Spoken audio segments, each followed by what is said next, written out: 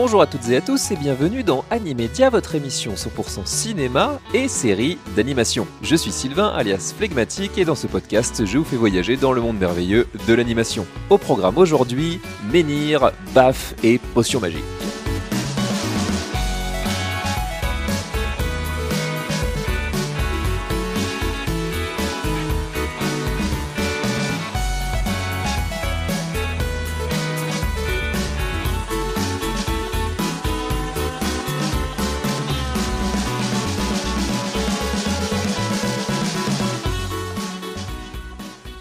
Ave la famille. Et oui, c'est le grand retour d'Animedia, ça faisait longtemps, ça me fait très plaisir de vous retrouver. J'ai pris un petit peu de vacances, je suis parti un petit peu à droite à gauche, mais on se retrouve pour un événement et un événement série, un événement petit écran, puisqu'on prend la direction de Netflix pour un nouvel épisode d'Animedia, un nouvel épisode de En Série, votre hors-série qui vous parle de séries, vous l'avez compris, et en l'occurrence... Il s'agit sans doute de la série d'animation française la plus attendue de l'année, depuis son annonce il y a environ un an. C'est bien sûr Astérix et Obélix, le combat des chefs, créé et co-réalisé par Alain Chabat.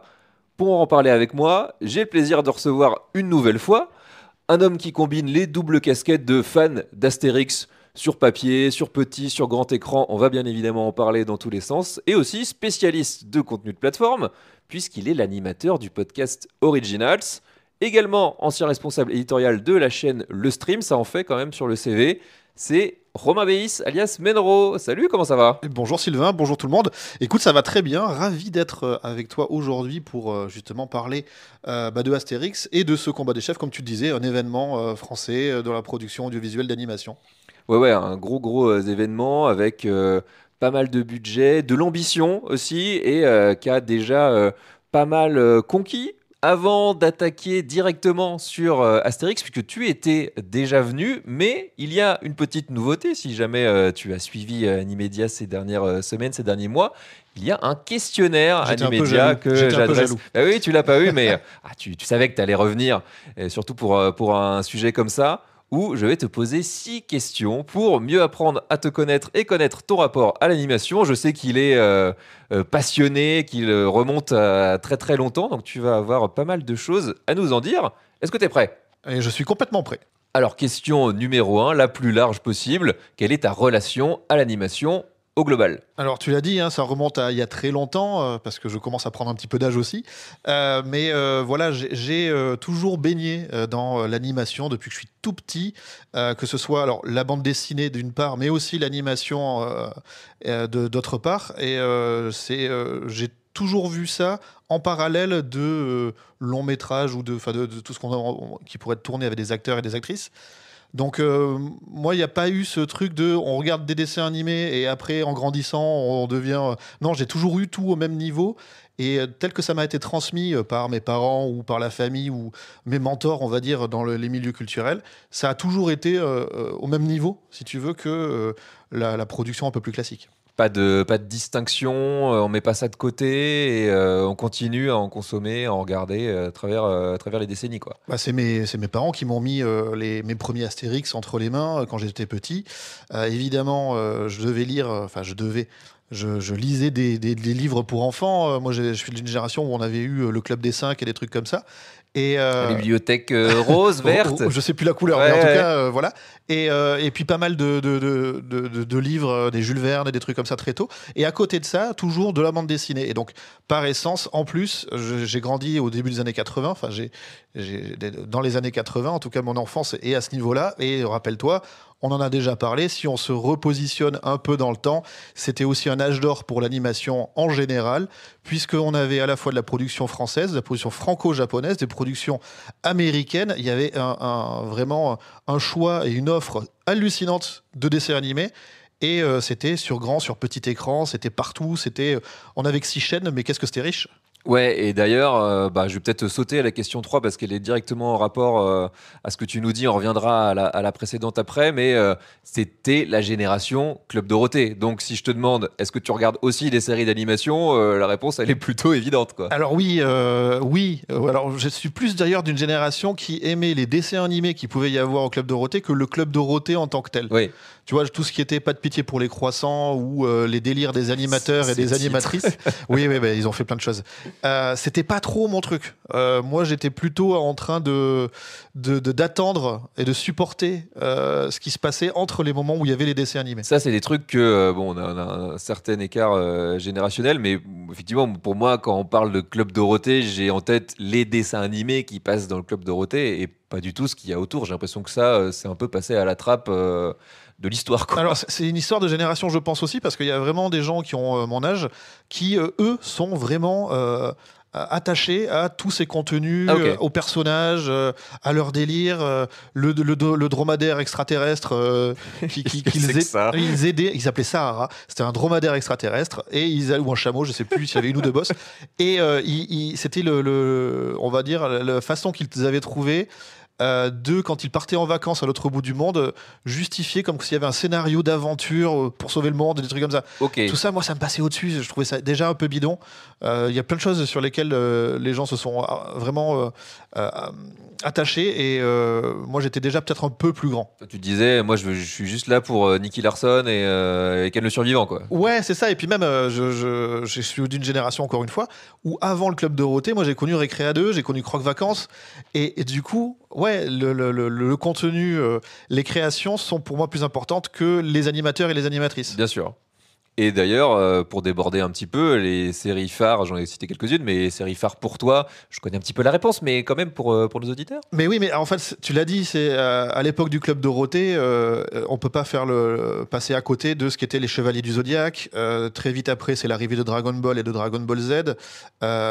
Moi, j'ai eu ces moments qui sont hyper forts. Tu as cité City Hunter, enfin Nicky Larson, Ranma 1,5, voilà, c'est des choses comme ça.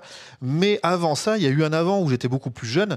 Et là, moi, ce qui m'a le plus marqué, alors le premier souvenir que j'ai comme ça de série, il est pas japonais pour le coup, il est américain. Et il est un peu kitsch vraiment aujourd'hui, c'est Musclor, c'est les Ah maîtres oui, de bien l'univers. sûr. Voilà. Qui est revenu récemment Qui est sur revenu Netflix. ouais, mais sur Netflix par Kevin Smith qui déconstruit totalement le personnage. C'est hyper intéressant en vrai. Et d'ailleurs, ça a été conspué par des gens qui Évidemment. voulaient évidemment On les connaît. juste un mec en slip avec des gros muscles. Mais il y avait plus que ça à raconter. Et mais ça, c'est un détail. Je sais que très bien que c'était pas un grand film d'animation, enfin une grande série d'animation, et qu'on était surtout là pour vendre des figurines. Non, par contre, juste après, il y a deux marqueurs chez moi qui sont très importants. Le premier, il se passe dans la cordillère des Andes, et c'est les mystérieuses cités d'or. Qui a eu des saisons 2, 3, 4, mais qui n'ont pas le même charme, qui n'ont pas le même truc. Qui a eu pas une nouvelle version là aussi récemment. Si, et ils ont lancé un truc live aussi. Il y a eu une comédie musicale pour enfants dans Paris. Enfin, il y a eu plein de choses. Et l'autre marqueur générationnel, avec un papa qui était, quand il était encore en activité, maintenant il est à la retraite, qui était professeur de lettres classiques et donc de civilisation gréco-latine. Moi, la mythologie grecque, c'était un vrai truc. Donc Ulysse 31, Bien sûr. ça alliait d'un côté ce que mon frère me disait, ah, regarde la guerre des étoiles, c'est vachement bien, et de l'autre côté ce truc un peu classique des mythes anciens. Donc j'ai eu la réunion des deux dans Ulysse 31 et voilà, c'est mes premiers souvenirs d'animation. La fusion entre les générations, quoi.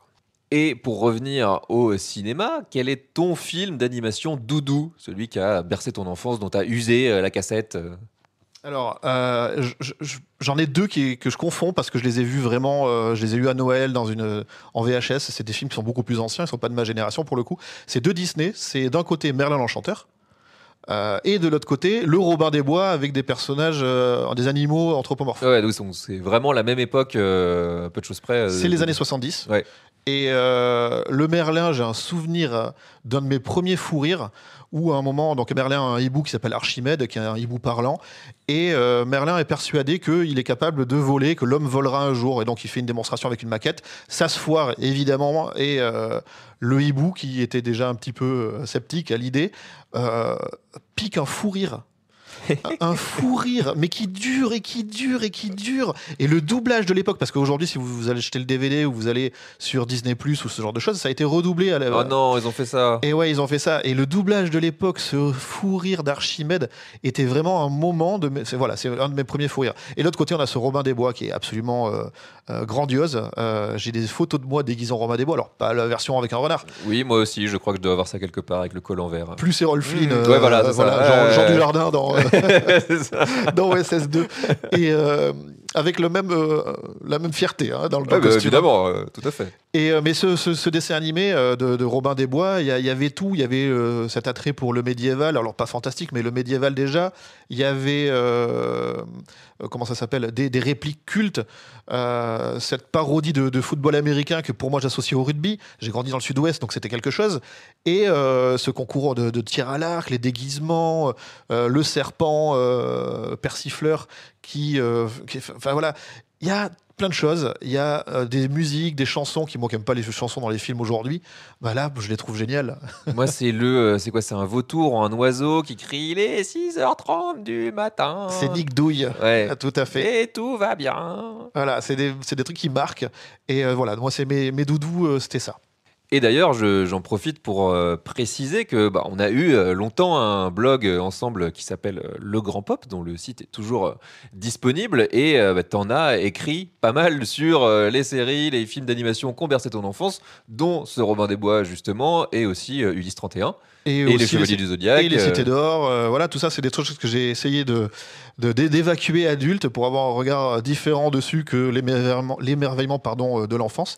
Et c'est là où je suis allé chercher des choses assez profondes. Et je me suis surpris moi-même à mélanger de l'attrait personnel, des anecdotes personnelles, comme je l'ai un petit peu fait là, avec vraiment une lecture un peu plus critique, etc. C'était la rubrique qu'on appelait l'enfance du pop, où on explorait nos souvenirs d'enfance. Et je vous mettrai quand même les liens en description parce que ça a trait à l'animation.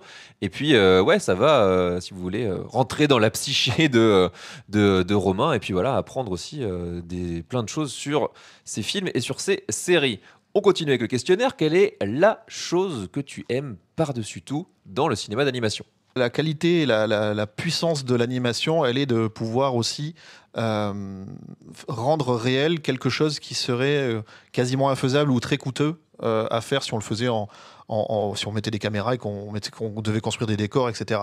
Donc aujourd'hui, c'est vrai que les images de synthèse, les CGI et tout ça permettent d'avoir une sorte de photoréalisme. Mais moi, ce que j'aime aussi dans l'animation, ce serait que ça, on peut le remplacer aujourd'hui d'une manière ou d'une autre. Marvel le fait oui, plus ou moins bien. 3D par basique exemple, que tu voilà. retrouves partout. Non, moi ce que j'aime, c'est le fait de partir dans des univers visuels et picturaux complètement différents. C'est là où, par exemple, des séries récentes comme Love, Death and Robots sont assez admirables, dans le sens où chaque épisode a vraiment une identité très marquée entre quelque chose de très cartoon, très rond, où on pourrait presque ressentir des matières, et de l'autre côté, quelque chose de très photoréaliste. Et si je devais donner un exemple pour vraiment illustrer le fond de ma pensée, c'est ces épisodes spéciaux qu'il peut y avoir, notamment chez Rick et Morty, quand ils prennent certains psychotropes ou qui partent dans des délires où on va aller chercher l'univers graphique d'un artiste peintre et où on va aller fusionner différents courants, le surréalisme, etc., etc. Et il y a quelque chose que l'animation permet de faire qu'on ne peut pas refaire dans le réel, qu'on ne peut pas retrouver comme ça. Donc c'est d'une part ça, et de l'autre, comme je le disais, la caractérisation des personnages, où on peut aller forcir le trait et avoir des caricatures qui sous-entendent déjà quelque chose des personnages ou des décors ou une ambiance et tout ça. Le fait de renforcer ça, voilà, c'est vraiment pour moi l'imaginaire rendu concret sous l'œil. Eh ben, je devrais t'inviter plus souvent pour faire la promo du cinéma d'animation. C'est bon, tu vas prendre ma place en fait. Tu le fais, tu le fais encore mieux moi. Non, mais évidemment, je suis complètement d'accord avec tout ce que tu dis. Avant-dernière question, quel est ton dernier coup de cœur d'animation? Série, film, ce que tu veux. Il y a plusieurs choses assez marquantes au cinéma. Il y a Flo, évidemment, qui a fait un petit peu parler de lui. Ah oui, on en a beaucoup parlé ici, ouais. Voilà, je devais le souligner. Du côté série, sur Netflix, on a eu la chance d'avoir 2 saisons absolument somptueuses de Arcane. Et oui, ça aussi, on en a parlé, j'en ai parlé en long, en large, en travers. Ouais. Et tu fais bien, et c'est on normal. en a parlé entre nous. On en a parlé, ouais.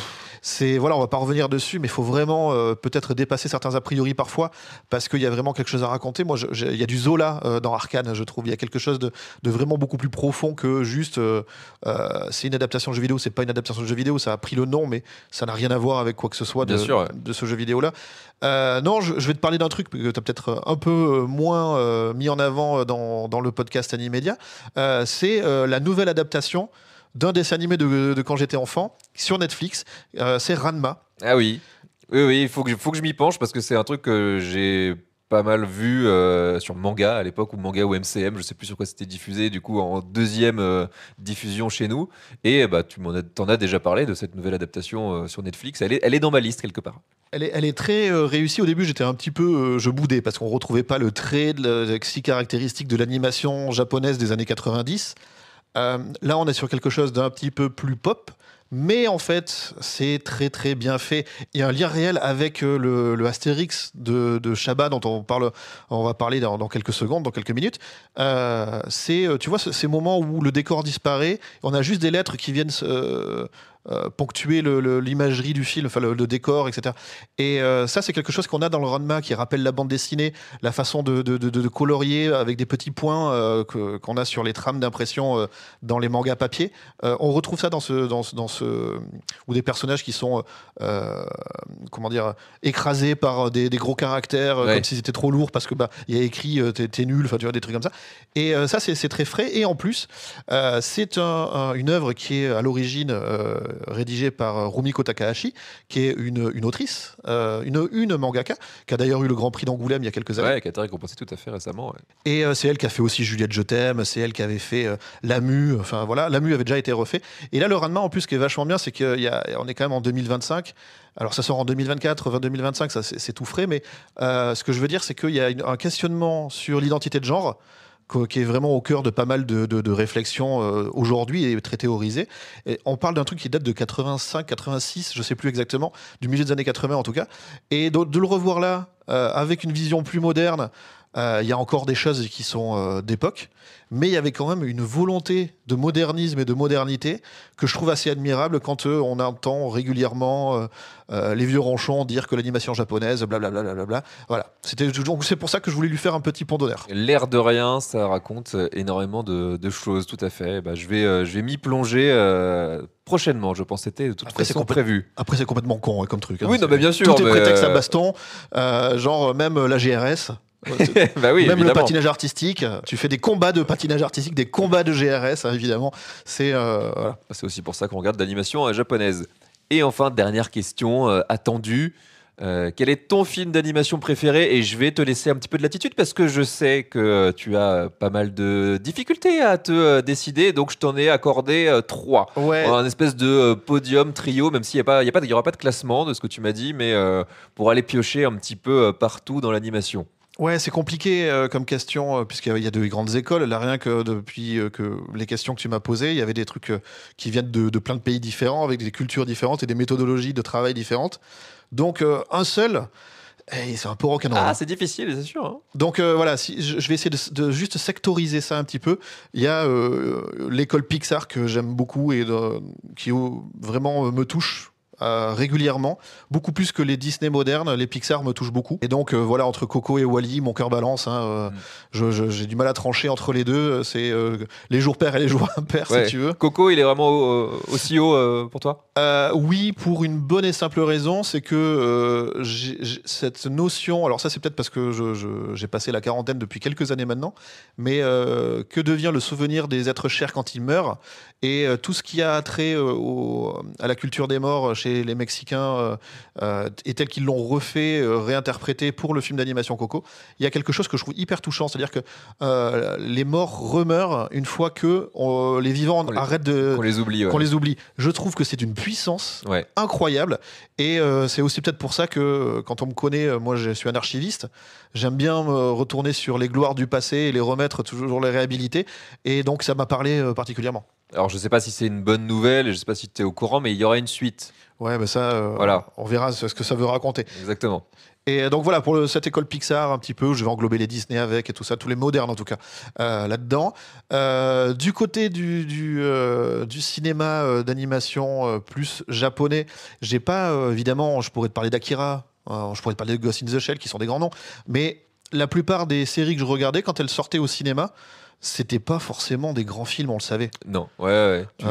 T'allais les voir plus pour un délire de fan que pour t'attendre à du grand cinéma. Ouais, c'est ça. Je veux dire, tous les films de Dragon Ball à l'époque. Alors en France, on en a eu qu'un ou deux au cinéma, mais au Japon, ils en ont eu plus d'une quinzaine. Et nous, on les avait en cassette derrière ou en laserdisc, une autre époque. Les années laserdisc. Mais même des trucs plus récents. Hein. Tu prends le film de Cowboy Bebop, il est très beau. Hein. Mais parce que ça raconte la série vachement mieux. C'est ça. Tu vois. Donc voilà. Et il y en a un qui m'avait vraiment marqué, je vais revenir au Chevalier du Zodiaque, le troisième film qui est sur un dieu inventé qui s'appelle Abel. Je l'ai eu à ma communion, tu vois, c'est un truc à la con. J'étais tout jeune, quand j'avais 7-8 ans. Et ça m'a vraiment marqué parce que c'était une réponse à tout ce qu'on ne pouvait pas avoir dans la série animée. C'est-à-dire qu'on voyait les Chevaliers d'Or en action. On voyait les chevaliers de bronze qui étaient adoubés chevaliers d'or à leur tour. Alors, pour ces gens qui ne connaissent pas les chevaliers zodiaques, de quoi on parle? Mais c'est juste que les héros sont adoubés par l'ancienne génération, enfin leur mentor, pour prendre le relais, ce genre de choses. Et c'est des choses qu'on avait toujours fantasmées, qu'on savait qui existaient, mais qu'on n'avait jamais vues en vrai. Et c'était aussi le fait d'avoir une qualité de dessin et d'animation. Le travail de Michi Himeno, notamment, qui était l'assistante de Shingo Araki, le principal designer de Sanseiya, enfin des Chevaliers du Zodiac, mais aussi de Ulysse 31, mais aussi de Lady Oscar, mais aussi de... Enfin voilà, là était juste fantastique.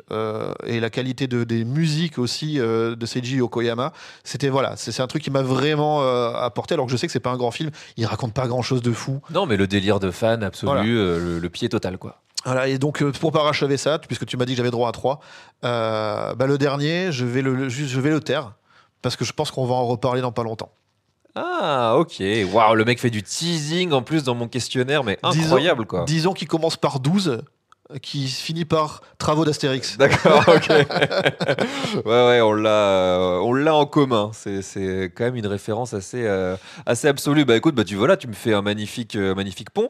Merci pour tes réponses. Et puis je précise quand même, merci de m'accueillir, puisqu'on est sur une édition délocalisée d'Animedia. En parallèle de mes vacances, je fais aussi des travaux. On est au Pays Basque. Voilà, exactement. On est au 64 après tout. Hein. Et vu l'état de mon appartement, merci de m'accueillir pour cet épisode. On est chaud, je crois. On est pas mal. On est dans l'ambiance. On a fait la transition vers Astérix. Je vais simplement rappeler la structure du podcast. Après ce questionnaire, vous aurez droit à une petite bande-annonce et puis après on attaquera un contexte rapide à la fois pour toi, puisque je vais te demander ton rapport global à tout ça, et puis ensuite on va enchaîner sur la partie critique, la partie centrale de cette émission évidemment. On se demandera c'est pour qui Astérix et Obélix, le combat des chefs, et on les décernera une note pour le replacer dans le grand classement Letterboxd Animedia, puisque oui, même si c'est une série, c'est une mini-série. Et Letterboxd compile aussi les mini-séries, puisqu'en plus ça dure 2h30, 2h40 à tout casser. Donc ça rentre très très bien dans ce genre de classement.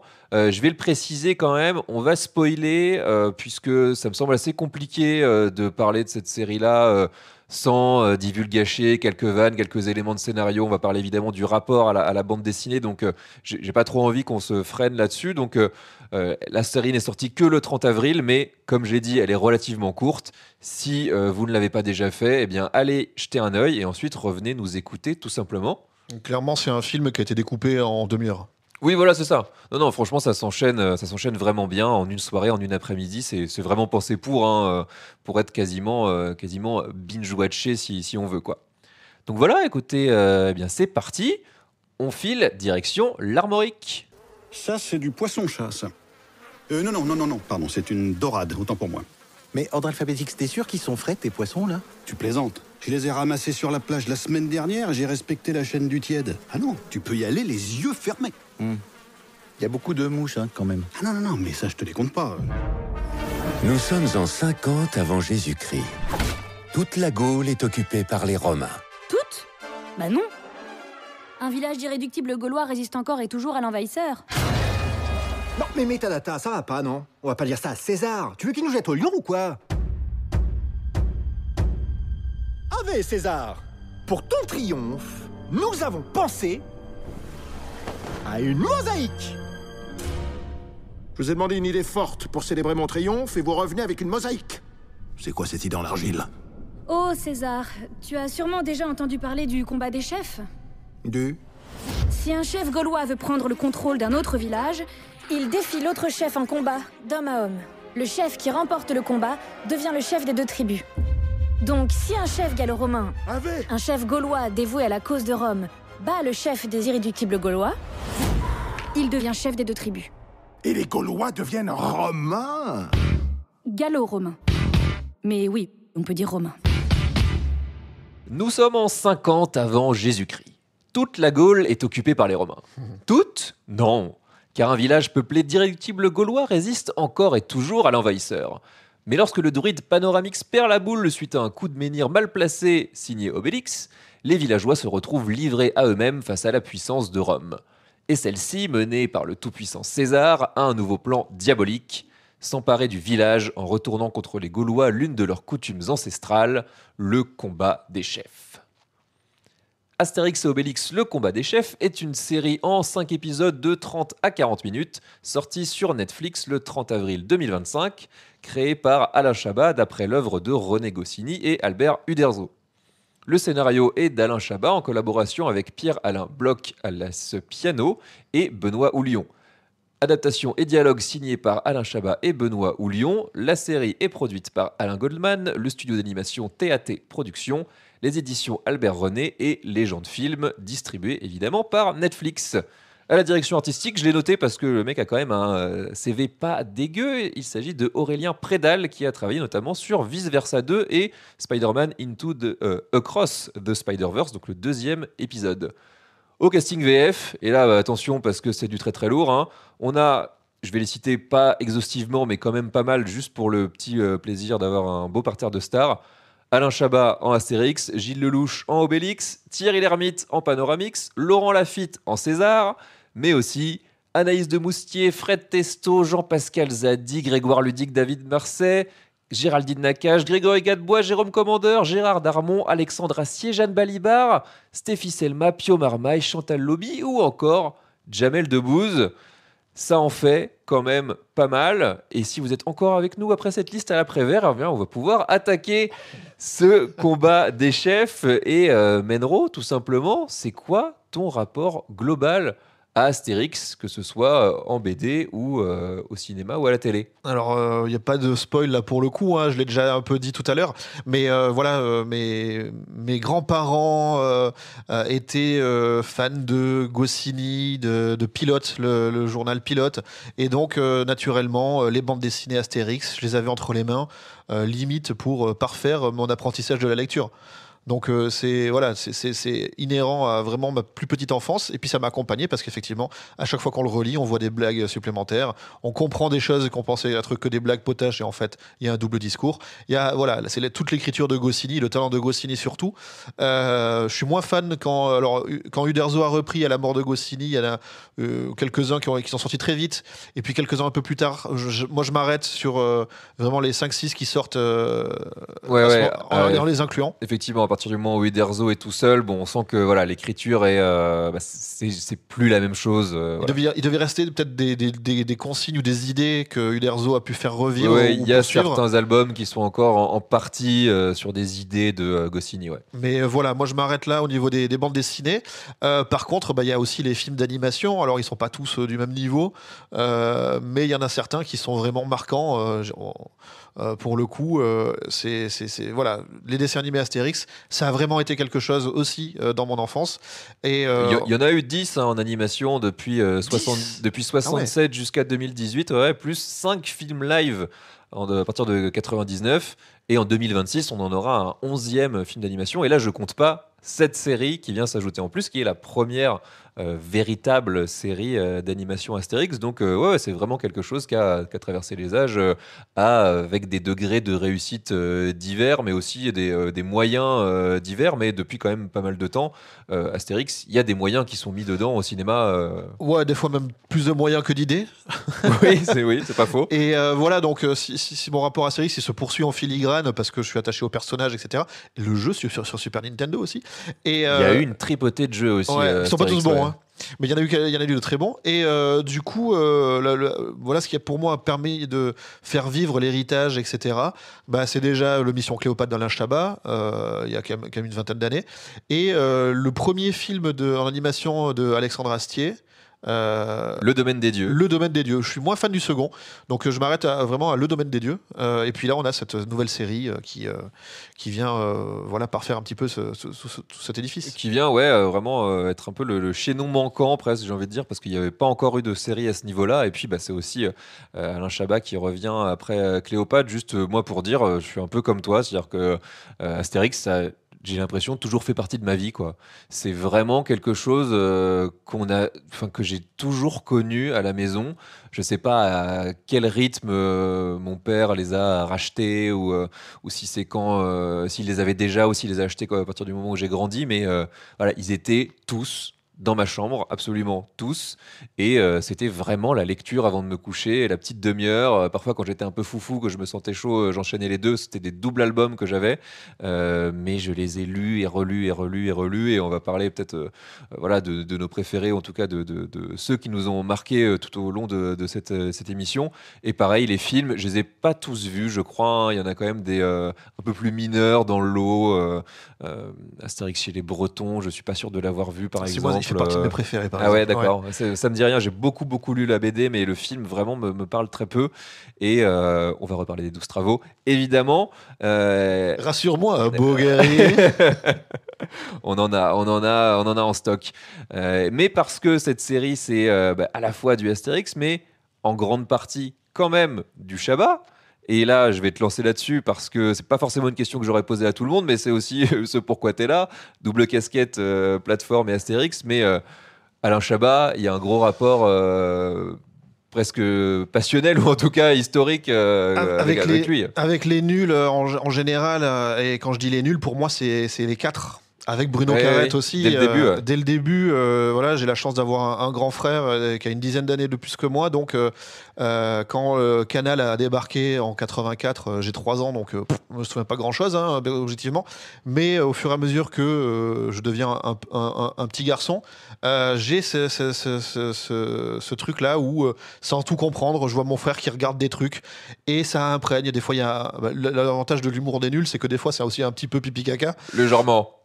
Ou prout, et voilà, et ça me parle. Et en fait, ce que ça m'accompagne depuis. Pourquoi ? Parce que l'humour des nuls, par exemple, il y avait les Inconnus juste après, au même moment, etc. Et les Inconnus, ils étaient vraiment marqués dans leur époque. Ils font de la parodie de ce qui se faisait à l'époque et tout ça. Et c'est vachement bien, attention. Hein. Même si ça a peut-être un peu plus vieilli. Ça peut moins parler aujourd'hui parce que sans avoir les références, les émissions qui sont parodiées, les personnes. Ça reste plus ancré dans une époque, tu l'as dit. Ouais. Alors que les nuls, ils faisaient de la parodie, mais ce qu'ils y mettaient dedans, c'était quelque chose qui était beaucoup plus, intemporel. Ils y mettaient de la satire, ils y mettaient énormément de second degré, du gag minute, c'est l'école américaine. Et je me souviens même que à la grande époque de Canal+, il y avait eu La Nuit la plus nulle. Donc c'est un truc qui est quasiment introuvable aujourd'hui et c'est en gros Alain de Greff et Pierre Lescure avaient donné carte blanche aux nuls pour tenir 12 heures de programme pendant toute la nuit. Et alors ils ont fait un undersketch qui n'est pas l'un des plus fameux mais qui était l'un des plus chers, c'est Tarama et les mines du roi saumon. Une sorte de péplum où il y a tout le paf de la télévision de l'époque, en tout cas de ceux qui étaient proches de Canal. Il y a Jean Percoff en tunique blanche en train de manger dans une orgie. C'est complètement surréaliste. Génial. Et c'est pas très très très marrant, c'est un peu raté. Par contre, ils avaient fait le premier doublage français de Police Squad. Oui. Et c'est eux qui ont fait venir connaître ça. Police Squad, c'était la série américaine avec Leslie Nielsen qui a donné les 3 premiers. Y a-t-il un flic pour sauver la reine, le président et Hollywood? C'est ça, c'était signé les As, donc Zucker, Abrams, Zucker, qu'on fait, y a-t-il un pilote dans l'avion, top secret. Voilà. Et il y a un vrai souci dans la traduction, mais c'est le marketing du cinéma, ça a toujours été, c'est que dès qu'on voyait Leslie Nielsen, donc cet acteur américain qui à 40 ans avait déjà les cheveux blancs comme nos arrière-grands-parents, avec un très très beau lever de sourcil, n'est-ce pas, et cette voix très grave, et à chaque fois qu'il y avait cet acteur-là qui faisait des films, il mettait y a-t-il quelque chose, sauf qu'en fait la plupart des y a-t-il comme ça, ils sont vraiment pas bons, c'est des mauvais films. Par contre, au-delà de tout ça, il y a les 3 y a-t-il un flic pour sauver, donc comme j'ai dit, la reine, le président et Hollywood, et cela c'est vraiment pour moi des réussites totales. C'est du gag à la minute, c'est du gag seconde, complètement enchaîné, etc. Et c'est une forte influence de ce qu'ont été les nuls à leur début. Après, ils ont réussi à se démarquer, etc. C'est vrai que quand tu vois, ça a été mon cas, La Cité de la Peur une première fois quand t'es plus jeune et que derrière tu vois des As et que tu revois La Cité de la Peur derrière, tu comprends tout, quoi. D'où ça vient. Et encore une fois, c'est une digestion de la chose. Bien sûr, on n'est pas dans la copie parce que tu peux pas copier ça. Ça reste des gags très spécifiques, souvent liés à la mise en scène, mais c'est une réflexion que Chabat a gardé, qu'on retrouve dans, même sans le savoir. Voilà, si vous avez vu Mission Cléopâtre, comme tout le monde, ça n'existerait pas de cette façon-là, sans ces films-là, et ça se retrouve infusé aussi jusque dans le combat des chefs, évidemment, quoi. Et c'est vraiment quelque chose où on retrouve, ça se marie hyper bien avec, avec l'esprit de Goscinny, qui lui-même était dans cette satire sociale et qui lui-même était dans le gag seconde. Et donc forcément, même si c'est 2 mondes totalement séparés, il y a une vraie filiation logique et sémantique entre les deux. Et c'est vraiment... c'est pas normal, mais c'est très compréhensible de comprendre pourquoi Chabat arrive si bien à faire Astérix alors que d'autres n'y arrivent pas. Lui se rêvait longtemps, Chabat, à la fois en Goscinny, à la fois en Walt Disney, en dessinateur. C'était un de ses points d'ancrage dans l'animation. Ouais, c'est ça, fan de BD. Il voulait rentrer dans l'animation, puis il est arrivé à Canal parce que c'était vraiment le moment où il fallait être à Canal, puis il a diverger vers autre chose, mais en gardant ce rêve pour lui d'adapter Astérix, d'en faire quelque chose. Il l'a fait en live et maintenant il le fait en animation. C'est le seul à avoir travaillé sur les 2 créneaux sur Astérix. Et là où Uderzo avait très peu goûté à son adaptation de Mission Cléopâtre, là où tout le monde adorait, mais c'était selon lui moins fidèle, où l'humour n'était pas le même. Il a été pour le coup vraiment adoubé par Anne Goscinny, qui est la fille de René Goscinny, qui voit en Chabat le successeur spirituel de Goscinny, et je pense qu'elle n'est pas très très loin de la vérité. Enfin, tu l'as dit, il y a une filiation, quoi, claire. Il y a quelque chose qui fonctionne vraiment bien parce que le domaine des dieux là, de Alexandre Astier qu'on a évoqué, il est très réussi, mais il est en même temps très bon élève. C'est une très bonne adaptation de la bande dessinée. Et Alexandre Astier s'est pas permis de mettre énormément de nouveautés dedans. Il y en a. Il y a des gags, il y a des trucs en plus, de la modernisation de personnages ou de références. Il y en a. Mais ça reste... comme une sorte de... assez sage, quoi. Moi, j'ai souvenir de films assez sages qui m'ont pas laissé une énorme empreinte. Et peut-être parce que j'étais trop attaché aussi au domaine des dieux. Et justement, je me souviens plus des écarts faits à la BD originale que vraiment de l'adaptation stricto sensu. Et pour revenir à Chabat, il avait déjà mis, lui, un pied dans l'animation. Si vous n'avez jamais vu la série Avez-vous déjà vu ? Mon Dieu. Voilà, c'est absolument génial. Des petits sketchs de 2 minutes, un peu peut-être comme ce que faisaient les nuls, sur vraiment une idée, un truc absurde qui est travaillé en animation. C'est assez inégal, mais globalement, c'est quand même... C'est l'animation des burgers de Burger Quiz. Ouais, voilà, c'est ça. On est au niveau des Shadok, il y a à peu près... Quoi, un poil plus, mais oui. Mais c'est pareil, je pense que en tout cas, à une époque, ça se trouvait assez facilement sur Internet. Maintenant, allez voir, avez-vous déjà vu ? C'est la voix de Shrek. Donc, et c'est là où on va en reparler au niveau du doublage, mais il est capable d'avoir une amplitude dans la voix, dans les différents registres qu'il peut adopter, qui est dingue. Et pareil, la boucle avait été bouclée avant. Il avait donné sa voix à Goscinny. Il avait doublé René Goscinny dans un film d'animation, Le Petit Nicolas, qui est sorti il y a quelques années, qui s'appelle Qu'est-ce qu'on attend pour être heureux. Donc, c'est vraiment un passionné, c'est quelqu'un qui baigne dans ce milieu-là. Et d'ailleurs, je me suis renseigné sur la genèse un petit peu du projet du combat des chefs, qui est né de pas grand-chose. Et c'est un article que j'ai trouvé des détails de l'article que j'ai trouvé sur Première, où ça part d'une masterclass qu'il avait donnée à la Cinémathèque en 2017, qui se trouve facilement parce qu'elle est devenue célèbre a posteriori pour ça et qu'elle est sur YouTube tout simplement. Il avait dit, je cite: à mes heures perdues, quand j'ai envie de faire des exercices, j'écris des petits traitements autour d'albums d'Astérix. Alors, comme pour faire des gammes, pour muscler un peu mon écriture, je me suis amusé à adapter le combat des chefs. Et il lâche ça peut-être l'air de rien. C'est vrai qu'à ce moment-là, bon, voilà, Mission Cléopâtre, ça a 15 ans, il est très éloigné de l'univers d'Astérix en termes de réalisation. Il est un peu, je vais pas dire dans le creux de la vague, mais il sort, ou en tout cas il y a eu sur la piste du Marsupilami il y a quelques années qui n'avait pas été un succès dingue critique commercial, mais voilà, il essayait de se remettre un peu, de se relancer un peu dans l'écriture, de retrouver un petit peu son mojo, quoi.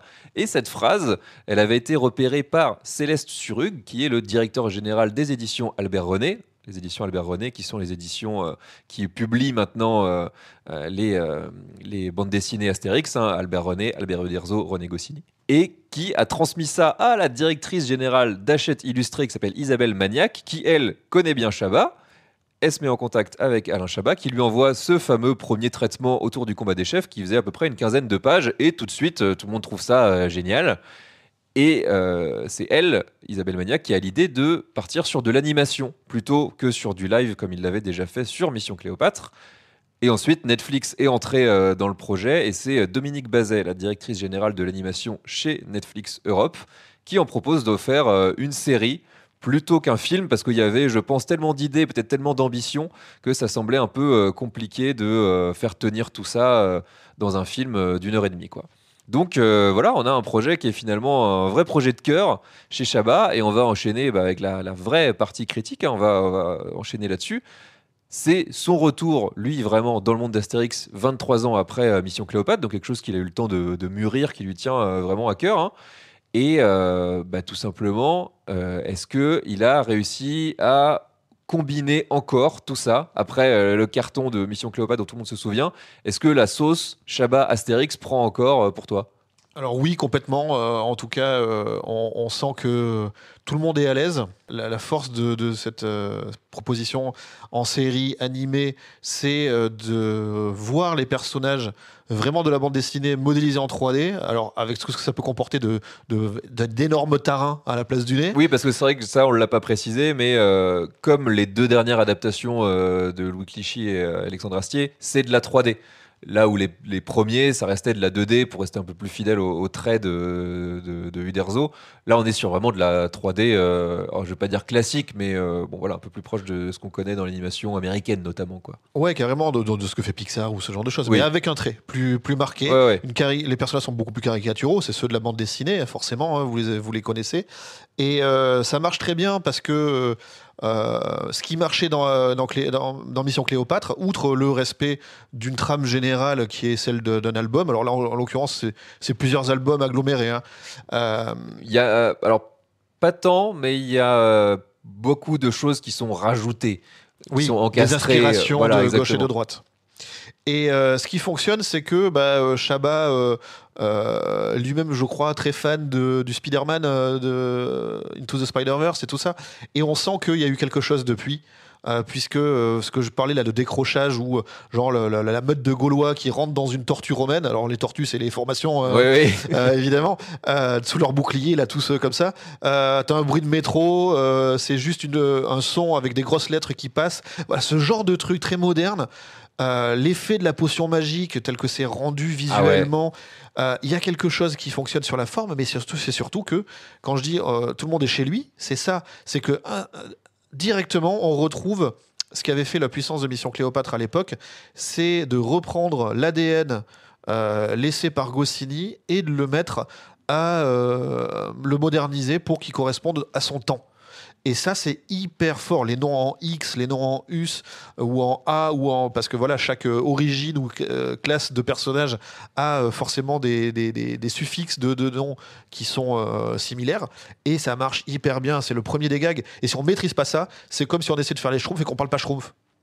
Ouais, et là, pour le coup, tu l'as dit, c'est une remise à jour. Alors, pour faire la blague, j'avais dit que c'était vraiment la tradition d'Astérix, façon Goscinny, et la modernité, où on est toujours un peu obligé, enfin pas obligé, mais si, il y a forcément une remise à jour des références dans les Astérix. Et ça, vous retrouvez, je sais que tu as moins lu les derniers albums Ouais. qui sont parus ces 10-15 dernières années. Pour le coup, moi, j'en ai lu quelques-uns, quasi tous. Et déjà, il y a de ça. C'est-à-dire qu'on essaye de quand même garder un certain ancrage dans une certaine pop culture, là où dans les années 60-70 on faisait des caricatures de Guy Lux.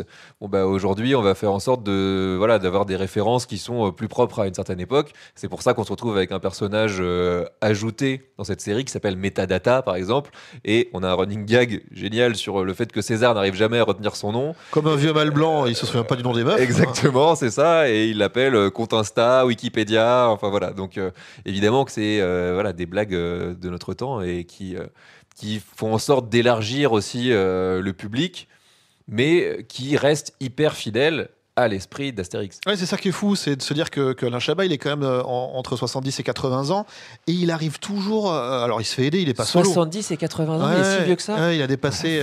Je l'ai vu dans Hot Ones, il donne son âge. Ah la vache, le coup de vieux. Et du coup, il arrive toujours à rester hyper moderne dans ce qu'il propose, c'est assez fou.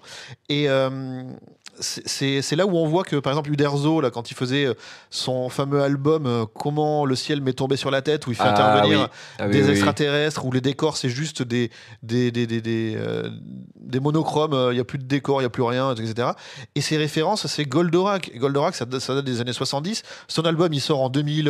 Fin des années 2000. Fin des années 2000, donc ça fait 30 ans. C'est-à-dire que c'est complètement suranné. Ouais, c'est rincé, ouais. C'est complètement suranné. Donc, là où il y avait eu le cas un peu dans Le secret de la potion magique, tu peux te dire effectivement qu'on est à la toute fin, je vous spoil la fin, enfin plus ou moins, ça finit un peu en espèce de combat de mecha kaiju, voilà, mais bon, ça reste moderne dans l'exécution, c'est-à-dire qu'on est plus sur des choses qui sont de l'ordre de Godzilla, etc. Mais entre-temps, Pacific Rim est passé par là, et donc ça reste des choses qui ont été un peu remâchées d'une manière générale par la pop culture. Ouais, puis il y a une vraie volonté de parodier ce qu'a été Power Ranger, qui peut encore parler pour les trentenaires qui l'ont vécu quand ils avaient 10-12 ans. Alors que Goldorak, c'était même pas pour le parodier et se l'approprier. C'était juste qu'il avait que ça. C'était juste pour cracher sur l'animation japonaise. Enfin, il y avait quelque chose d'un peu de moitié réac. Ouais, alors je me prononcerai pas jusque là, mais il y avait quelque chose d'un peu aigri. Et ça, c'était un peu dommage. Alors que Alain Chabat a beau avoir son âge, encore une fois, on est dans le ton, on est dans la bonne référence. Avec, voilà, on pourrait reprocher pas mal des petites choses, des petits détails, des petits trucs comme ça. Mais dans l'ensemble, je trouve que c'est quand même hyper efficace. J'ai des reproches à faire des fois à la série pour ce qu'elle est dans la globalité. Par contre, du début à la fin, je trouve que les ressorts humoristiques et les petits gags, si tu les sors du contexte global, je les trouve tous vraiment très bons. Ah, mais on pourrait passer notre temps à tout l'épisode à les lister, mais il y a un mélange, c'est ça que je trouve fou, c'est de registres, d'influence, de type d'humour, c'est-à-dire qu'on a du pur gag visuel, du slapstick avec des chutes, mais aussi des trucs qui vont être beaucoup plus référencés, des jeux de mots, évidemment, ça c'est vraiment la constante aussi chez les Astérix, mais là c'est conservé, des références à alors, encore une fois la pop culture. Juste avant de venir ici, j'étais en train d'écouter un épisode de Total Tracks, un super podcast que je vous recommande, je leur fais une petite pub gratos, mais où ils avaient fait intervenir un des co-réalisateurs et le compositeur de la musique, et juste avant que j'arrive ici, ils étaient en train de passer le moment où il y a la parodie de It's a Small World de Disney, là où ils sont le truc en barque, et voilà, ça marche très bien. Et même si en l'occurrence tu ne sais pas que ça existe à Disney, tu n'y es pas allé, tu connais pas la chanson ou tu l'as oublié, ça marche premier degré parce que le texte est un peu méchant, alors qu'on est là pour te raconter un monde merveilleux, mais si tu l'aimes pas, on te l'imposera, quoi. On a tous eu en tête que ces petites marionnettes en bois chez Disney, la nuit, elles sortent des couteaux et elles vont tuer des gens, c'est Chucky. Mais tu vois, ces espèces de petits bonhommes sur une musique guillerette, si au lieu de se faire une farandole, mais en fait, ils se donnent des coups de couteau en rythme l'un l'autre, etc., ça devient complètement barré. Là, c'est ça, t'as le fait que si t'es pas content, on te jettera au lion, et t'as vraiment un petit bonhomme qui tombe dans une gueule, et t'as Data qui regarde en se disant je suis pas sûr de mon modèle de société là, c'est peut-être pas si terrible que ça. Donc non, il y a tout ça et ça donne à la fin une série qui a un mélange de toutes ces influences, mais qui est une vraie série Chabat. Alors c'est co-réalisé encore une fois, mais le co-réalisateur est venu un petit peu plus tard sur le projet parce qu'il fallait quelqu'un quand même qui maîtrise l'animation en 3D. Mais à la base, on l'a dit, le scénario, l'idée globale de cette adaptation-là, elle est signée Chabat. Donc on a une vraie série d'auteurs, tout en étant un budget confortable, mais on lui a laissé quand même une large attitude. Et il n'y a que Chabat qui aurait pu faire ça comme ça, je pense. Alors que je sais pas, mais en tout cas. Non, en tout cas, dans le sens où c'est vraiment ces mélanges d'influences à lui. Oui, complet. Ce que tu disais là, quand tu parlais des producteurs américains, des As, Zucker, Abrahams, Zucker, c'est déjà les références des nuls. Donc il y a les nuls, mais après il y a Goscinny, il y a tout ça qui se mélange et ça fait un vrai mélange heureux. Et ça se vérifie même dans les prises de risque un petit peu que Alain Chabat a tenté avec ses équipes sur cette série. Puisqu'il y a des ruptures avec le ton général. Est-ce que tu veux nous parler du début de l'épisode 3, peut-être ? Alors, avant ça, je voulais revenir sur le début du premier épisode, où on voit enfin... Ça, c'est une vraie prise de risque. C'est une vraie prise de risque, et je suis très content que, jusqu'à la vignette Netflix, qui m'a un peu spoil, je n'en avais pas entendu parler. Ah, moi non plus. Et je trouve ça absolument génial. C'est tiré... c'est pour ça que je disais qu'il y a un amalgame de plusieurs ouvrages pour influencer cette série Combat des chefs. Il y a un album, c'est une sorte de livre illustré, on va dire ça comme ça, pas une BD en tout cas, non. Qui s'appelle Comment Obélix est tombé dans la marmite, et où on voyait quelques dessins, quelques croquis comme ça de Astérix, Obélix et tout de la génération qui va avec, enfant, avec la génération d'avant, donc les parents. Et le druide qui est déjà exactement le même. Hein. Ah oui, ça c'est le grand schtroumpf, il bouge pas. C'est lui, voilà. Il est déjà vieux. D'avoir fait ça en ouverture pour expliquer une rivalité entre deux villages, et de deux mentalités des Gaulois supposées de l'époque, et c'est intéressant, mais ce que ça raconte en même temps de l'amitié entre ces deux personnages, et derrière, de juste c'est quoi le secret de la potion magique. Même si au final... Homard et fraises. Même si c'est rajouté et que dans la BD, pas dans la BD, mais dans l'ouvrage Comment Obélix est tombé dans la marmite, c'est Panoramix, évidemment, qu'a le maître mot, c'est pas Obélix qui trouve l'ingrédient mystère oublié de manière séculaire. Mais voilà, cette sensibilité d'avoir illustré ça et les interactions sociales qu'il peut y avoir donc, entre Astérix et Obélix, c'est hyper important, mais leur rapport avec Abracurcix ou avec Bonne Mine, avec les autres du village quand ils sont enfants, et de ce que ça raconte de une société qui ils sont habillés pareil aussi, j'adore oui. il y a que Abracurcix qui, on le sait, il est débonnaire au possible, il est etc. Et là on a une espèce d'ado qui parle comme ça et qui veut rien faire. Voilà, c'est hyper drôle en fait d'avoir ce truc là, et c'est le début de la série et c'est assez brillant en vrai.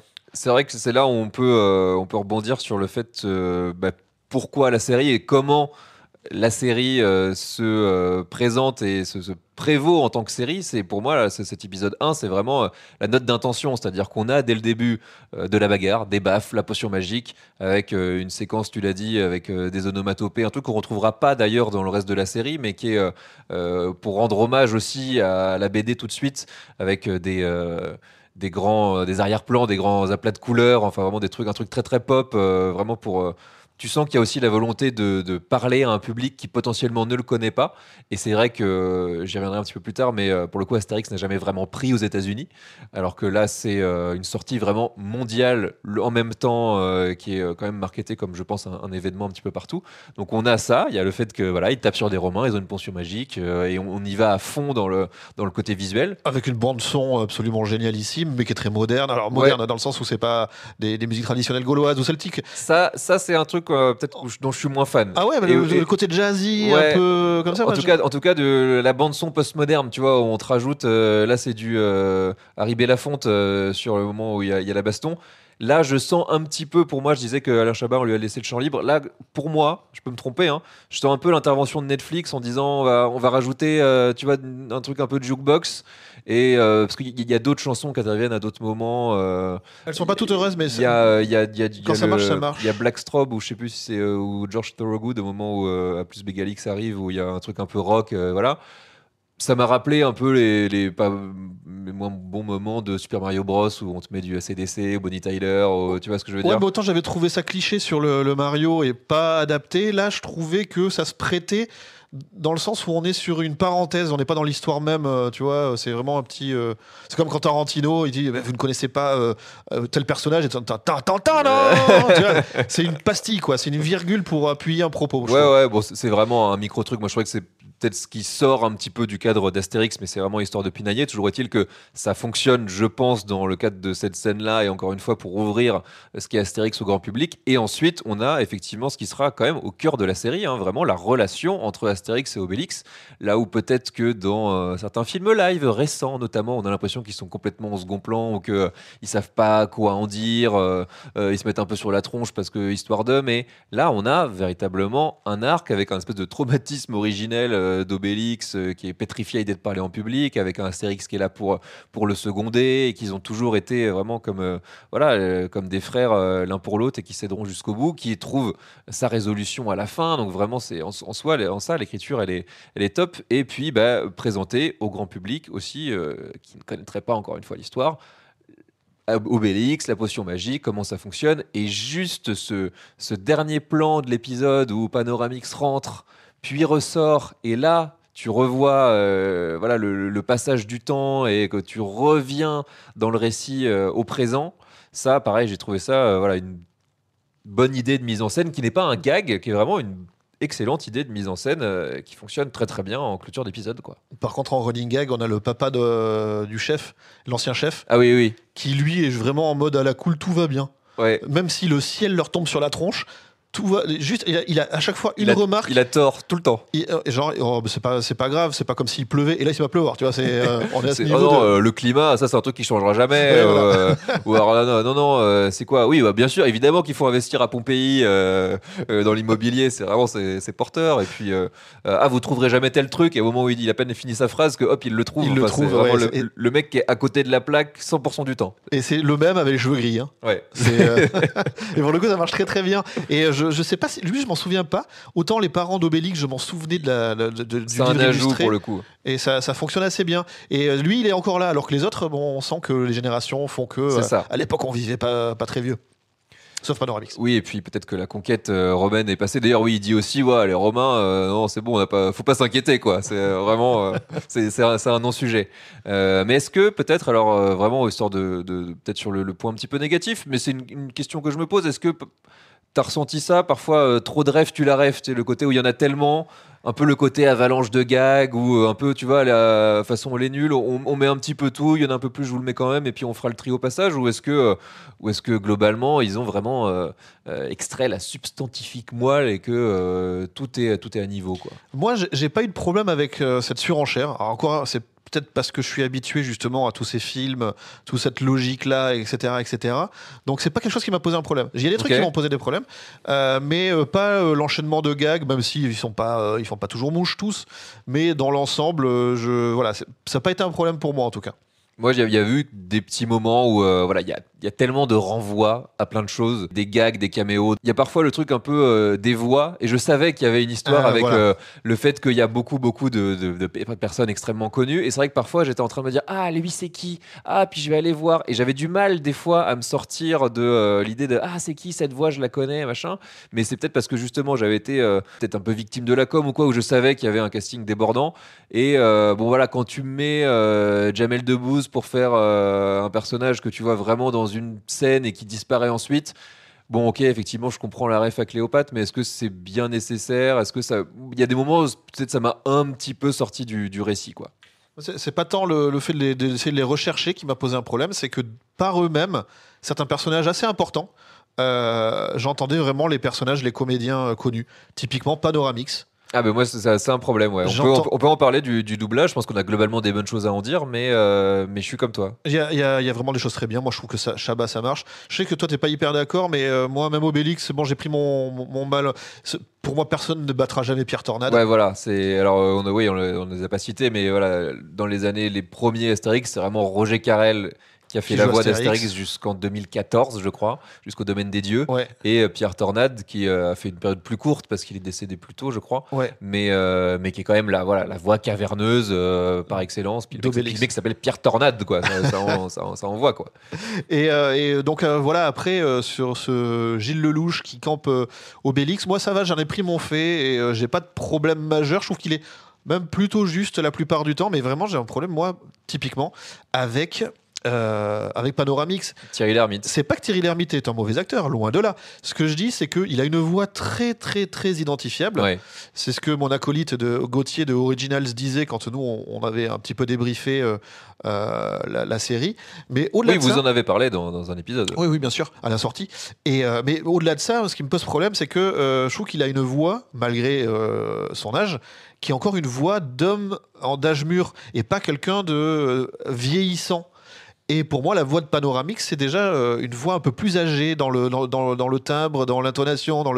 Et là, je la trouve trop jeune quelque part. Ça me fait sortir à chaque fois. Ouais, je trouve aussi. On n'est pas. Alors, c'est un peu compliqué de passer après Claude Rich, par exemple, qui est dans Mission Cléopâtre, qui pour le coup apporte beaucoup plus de nuances et. Il y a justement le côté un peu plus espiègle aussi de Panoramix, parce que là on le montre, il y a des moments où il est un petit peu agacé, qu'on vient de lui demander des trucs, mais en plus le côté espiègle marche très bien avec le Domaine des Dieux, où quand il pète un câble, ou quand il devient fou, le combat des chefs. Le combat des chefs, pardon, ou quand il devient fou, effectivement, il se met à dire n'importe quoi. Et là, peut-être qu'on le ressent un petit peu moins. Et d'ailleurs, à partir du moment où il perd la mémoire et qu'il devient cinglé, le CAC 40 a augmenté Kimberley. Alors ça. Et la réponse d'Obélix, ils ont quand même 100 points, c'est beaucoup. Non, mais ça, c'est une de mes répliques préférées. J'ai vraiment éclaté de rire. Et c'est vrai qu'on le sent un petit peu moins. Et ils l'ont moins fait parler d'ailleurs à partir du moment où il devient fou. Alors que dans le coup du menhir, qui reprend assez peu du combat des chefs, mais où il perd la mémoire de la même manière, là il parle beaucoup avec une petite voix aiguë et il y a un autre druide avec lequel ils se font des blagues et voilà. Ouais, il part dans les aigus, sur les intonations, on sent que c'est quelque chose de beaucoup plus libérateur pour le comédien de doublage. Et c'est justement un des trucs que je voulais marquer. Je trouve ça vachement bien d'avoir plein d'acteurs hyper connus et d'actrices hyper connues pour jouer tes personnages. Mais à côté de ça, il y a quand même un métier qui s'appelle comédien de doublage. Bah ouais, ça, ils sont en détresse absolue en ce moment à cause de l'IA. Ils essaient de trouver des solutions pour faire parler d'eux et ce genre de choses. Je trouve ça un peu dommage que des rôles importants soient pas aussi mis en avant avec des comédiens dont c'est le métier régulier et qui eux ont l'habitude de ça. Donc je pense qu'un petit panachage des deux aurait été de bon ton. Ouais, et c'est là où on sent peut-être un peu le côté trop grande famille du cinéma français, mais où c'est tout le temps un peu les mêmes. Il manque que Pierre Ninet, quoi. C'est grosso modo c'est là ça. C'est la bande à Chabat et c'est vrai que Pierre Ninet n'y est pas encore ou pas. Enfin voilà. Mais on a quand même des vraies révélations. Moi, je trouve Fred Testo en Fast and Furious, déjà le personnage, le nom, voilà, le centurion. On parlait de l'actualisation des noms avec l'actualité, avec l'actualité. Voilà, on actualise l'actualité, tout va bien. Mais où il est pour le coup assez énervé.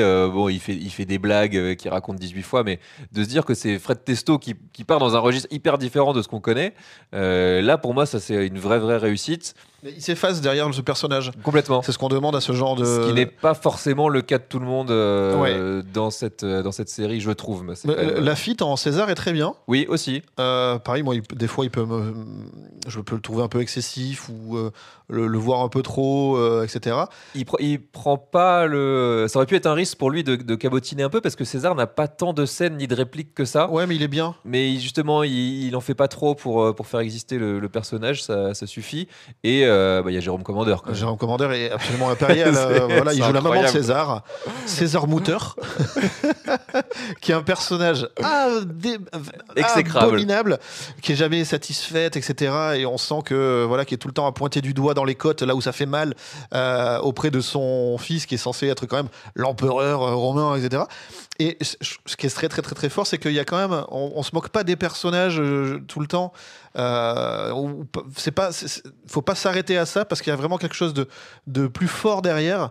C'est qu'à la fin il y a quelque chose de très beau entre les deux personnages et on n'est pas là juste pour avoir ce personnage acariâtre juste pour dire c'est un personnage acariâtre. Non, il y a une tendresse malgré tout et c'est ça qui est assez juste et qui fait aussi un peu le ton Chabat, c'est-à-dire que on rigole avec les gens et pas des gens. tu vois. Et puis, voilà, c'est pas. Oui, il y a l'amour de la vanne pour la vanne, bien sûr, mais on n'oublie pas qu'on est quand même là pour raconter une histoire. Et tout ça se recoupe. Et alors, juste pour finir sur Jérôme Commander, j'ai vu 2 infos sur. Parce qu'il y a Black Angus, le commentateur sportif qui est génial, là, Alors, qui viennent du midi avec un accent chantant comme ça. Ah, mais Et lui, il commente l'Ovalie. Hein. Et j'ai vu, j'ai vu sur Wikipédia, par exemple, si vous allez sur Wikipédia, c'est Vincent Moscato qui est crédité comme étant la voix de Black Angus, alors que au générique, ce qui a priori fait foi, c'est bien Jérôme Commander qui voilà, part dans un registre vraiment différent, et pour le coup, on le reconnaît très très peu, quoi. Alors moi j'adore ce passage avec donc ils prennent un vieux gladiateur pour commenter le combat des chefs comme si c'était un match de rugby. Voilà, c'est ça. Mais de la période de Pierre Albaladejo pour les plus anciens. On faisait des mouillettes et vraiment c'était physique. Il y avait des expressions imagées, il y avait un langage du sud, etc. Et là ça marche très très bien. C'est peut-être un peu too much dans le sens où il y a 3, 4, 5 apparitions. Il y en a peut-être un peu trop. Et 3 aurait suffi, là où 5, 6, au bout d'un moment on fait bon, on a compris la vanne. Voilà, c'est un peu dommage. Mais globalement, pour revenir sur le côté un peu serial, on a 2h30, 2h40, ce qui est vachement bien. Enfin, c'est quasiment le double d'un film d'animation classique. Ça tire pas du tout en longueur, c'est-à-dire que le récit il est gonflé parce que par rapport à un album classique, on tient à peu près l'heure. Donc il y a toujours eu, sur toutes les adaptations animation, on a rajouté des éléments parfois d'autres albums, carrément, fait des mix un petit peu. Là, c'est principalement ça. Alors tu l'as dit, il y a le livre illustré, il y a un tout petit peu du bouclier Arverne sur le moment où Abracourcix est malade. Qui d'ailleurs, je pensais qu'elle allait emmener sur une autre voie, et puis finalement non. Donc non, ça s'écroule. C'est peut-être un des, encore une fois, des micro-reproches, dans le sens où tu as l'impression qu'on ouvre une porte, mais on la referme aussitôt. C'est juste pour montrer, je pense, le parallèle entre Abracourcix, qui est censé se battre contre Aplux Begalix, et il y en a un, c'est une armoire à glace qui défonce tout, et l'autre, une plume lui tombe sur le foie et il crie de douleur, quoi. Donc on n'est pas du tout sur le même registre. Ouais, il est beaucoup plus, comment on appelait ça, rabelaisien. C'est le chef du village qu'on connaît. Il aime bien faire la fête et lever le coude. Voilà, là où l'autre il veut des colonnes partout, et il est complètement, c'est un collabo, quoi, grosso modo. Oui, en gros c'est ça le discours autour de la résistance gauloise traditionnelle versus les Gallo-Romains. On est clairement dans ce clivage, enfin une espèce d'allégorie de ce clivage en tout cas. Et de toi, comment tu l'as senti, le côté ajout par rapport à la bande dessinée? Il y en a vraiment beaucoup, hein, puisque au-delà de l'épisode 1 qui est pour le coup un super ajout qui n'est pas du tout dans la BD, il y a la fin qui change radicalement, il y a des personnages qui sont légèrement twistés, d'autres qui sont ajoutés. Tu l'as senti comment? Justement, moi c'est un peu le principal reproche que j'aurais à faire à la série, c'est-à-dire que à partir du moment où on fait des petits ajouts et ça vient enrichir la trame générale, je suis complètement fan. Tout ce qui est le délire avec le parc d'attractions, etc., je trouve que ça fait sens, ça fonctionne. Ça a rappelé le domaine des dieux, je trouve, le côté un peu colonisation.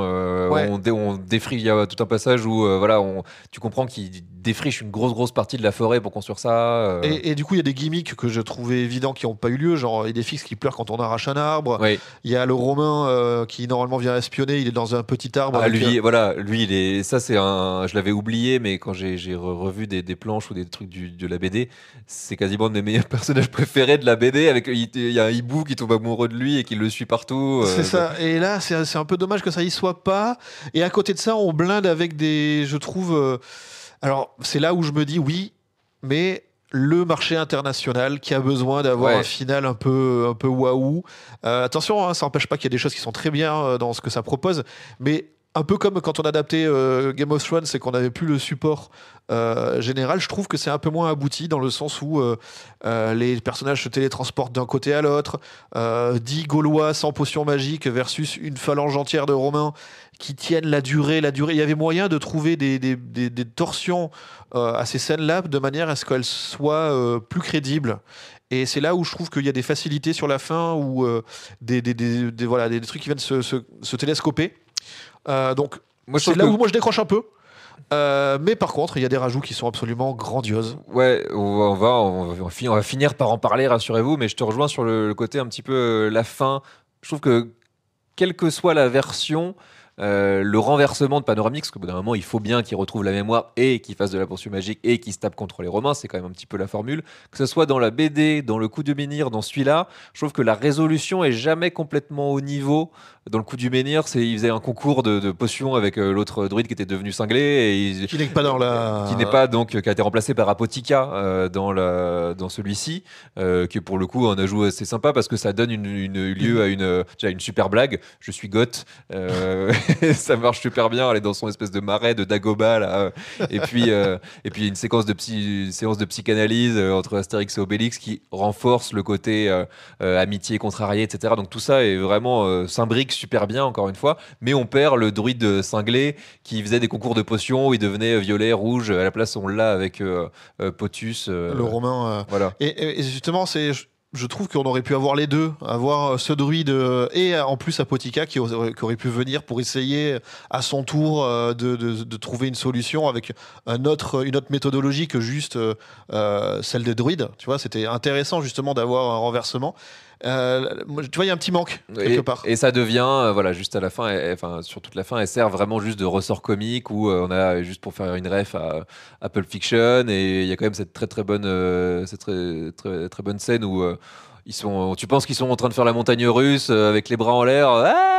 Et puis en fait ils sont sur un manège qui va à 2 à l'heure sur un carrousel là. Il y a quand même ça donne lieu à des blagues purement visuelles, mais c'est vrai que le personnage en tant que tel, à partir du moment où elle devient un peu cinglée, et elle aussi elle retrouve la mémoire de façon un peu comme ça en claquant des doigts, elle manque un peu de substance. Et pareil, voilà, Panoramix il se prend juste un petit coup de bouclier qui a pas l'air bien méchant, et puis pouf, tout de suite il redevient lucide. Tiens Astérix, faut qu'on aille par là, alors que bon, voilà, c'est effectivement la fin va peut-être un poil trop vite, et pour le coup, le lendemain quasiment, je l'avais oublié. J'étais là, mais comment est-ce qu'il passe de l'arène au village?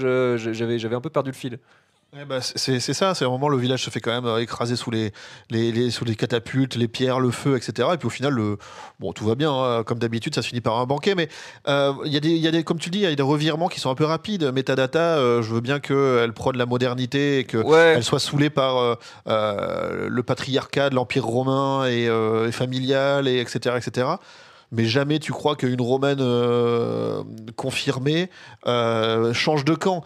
Qu'elle aide son camp à ouvrir les yeux, ça aurait été quand même beaucoup plus crédible que une sorte de bon, je me casse, ça y est, je change de camp, je vais mettre des braies et me laisser pousser les tresses. Quoi. Moi déjà de base c'est le personnage que j'achetais pas trop parce que bon, elle est romaine, c'est elle qui a l'idée du combat des chefs, de voilà comment soumettre au bout la Gaule, et dès le début tu sens qu'elle est là à dire ah ouais, vous avez mis des colonnes, ah ouais, c'est pas très authentique. Et ouais, mais en fait dès le début tu sens qu'elle a déjà pas envie de mettre son plan en exécution, ou qu'en tout cas elle l'a proposé, mais en fait elle est quand même dans le camp d'en face depuis le début. Donc voilà, c'est un personnage que j'ai pour le coup un peu eu du mal à acheter. J'ai pas trop compris son positionnement, et en plus bah, tu sens que il va se passer ça à la fin, que d'une manière ou d'une autre, elle va changer de camp, quoi. Alors ça nous donne par contre l'occasion de voir une magnifique mosaïque qui rappelle le meilleur des Star Wars. Tout à fait. Non, le pire, le Star Wars 8 là, en mosaïque avec la tête de César à la place des personnages de Star Wars. Oui, il y a un super running gag sur les mosaïques. Oui. C'est celui où il dit ah, on se fait une petite mosaïque, et t'as le mec qui arrive. Comme une petite selfie, Ouais. une photo, quoi. Sauf que voilà, au lieu de faire un truc instantané, qui place ses carreaux, mais bah, il réfléchit, forcément, ça se fait pas comme ça, quoi. Et vraiment, ça dure. Le plan, il dure 1 minute peut-être, mais c'est le ressort. Oh là là, c'est tellement drôle. Il met 3 plombs à sortir ses trucs, et puis il le fait tomber. Et puis après, on revient là-dessus. Il a fait mais 1/10 à peine du truc. Les personnages. Ouais. Il fait le décor, quoi. Il dit on doit vous le demander tout le temps. Oui, mais vous savez, c'est comme ça. Ça me rappelle dans Zootopie avec les paresseux, quoi. C'est ce genre de truc, quoi. Et voilà, et c'est vraiment le truc de le faire jusqu'au bout, et pas encore une fois, on va jusqu'au bout de la vanne. Et quitte à aller jusqu'au bout de la vanne, on y arrive. Il y a quand même dans les ajouts, pour le coup, des trucs purement Shabbat, purement perchés, qui viennent ponctuer ça. Faut qu'on parle de Panono, quoi. Mais Panono, évidemment, c'est un décrochage à un moment où on est dans la tête du druide malade, et ça nous est présenté comme un espèce de cartoon Teletubbies. Oui, parce que l'épisode commence là-dessus, quoi. Ouais. Et où Panoramix, c'est un triangle avec 2 ronds, et etc. Un peu à la Rayman. Ouais, c'est ça. Il a pas de coude. Il a pas de bras, il a Ouais. juste des boules pour les mains. C'est Et donc très, très comme ça. Et en fait, on comprend que c'est comme ça que dans sa tête, c'est à ce moment-là. Il parle avec le soleil. Et surtout, ça permet d'introduire mon personnage préféré de toute la série Astérix et le combat des chefs, à savoir le sanglier Groin-Groin. Ah, il est génial. On aime Groin-Groin. Parce que Groin-Groin, il arrive, donc c'est un sanglier, mais pareil, fait de manière très géométrique Tout et simple. rose. Tout ça, tout mignon.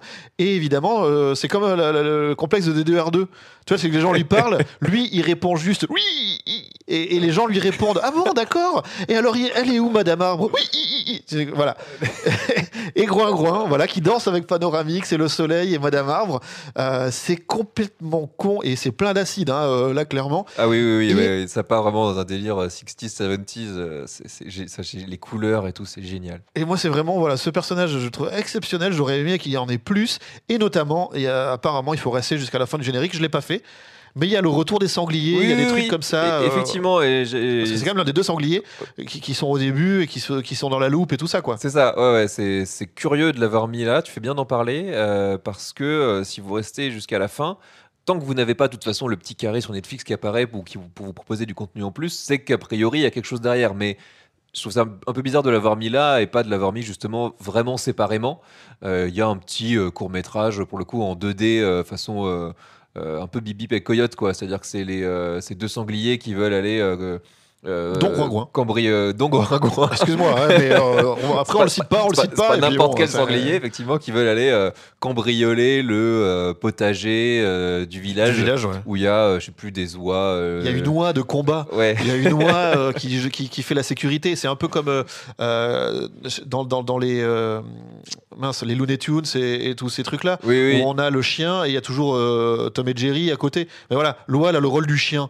C'est-à-dire qu'elle C'est- garde le potager. Oui, c'est quoi? Il y a un chien qui garde un bébé, ou je sais pas quoi, Ouais, je me souviens plus non un plus. bébé qui fait des conneries, et puis le chien, il doit aller le récupérer. C'est un peu la même logique. C'est pas incroyable, c'est Non. un peu bizarre de l'avoir à la fin, parce que tu penses que ça va être lié, et c'est juste en fait Groin-Groin qui vit une histoire différente pendant que la série se déroule, quoi. Oui. Et il y a ça, mais moi vraiment déjà juste avant le Barbix, quoi. Le Barbix, je m'y attendais tellement pas. C'est vraiment le truc où tu te dis ah, comment je voyais mal Thierry Lhermitte faire le côté justement un peu foufou de Panoramix, mais quand il dit bah, on peut lui demander bah, qui à Barbix. Et là t'as la petite barbe qui rentre dans le cadre, et justement avec un effet de mise en scène où bonjour les Il enfants. fait le ventriloque. Ouais, voilà. et, Mais vraiment, à la fin, ça se termine.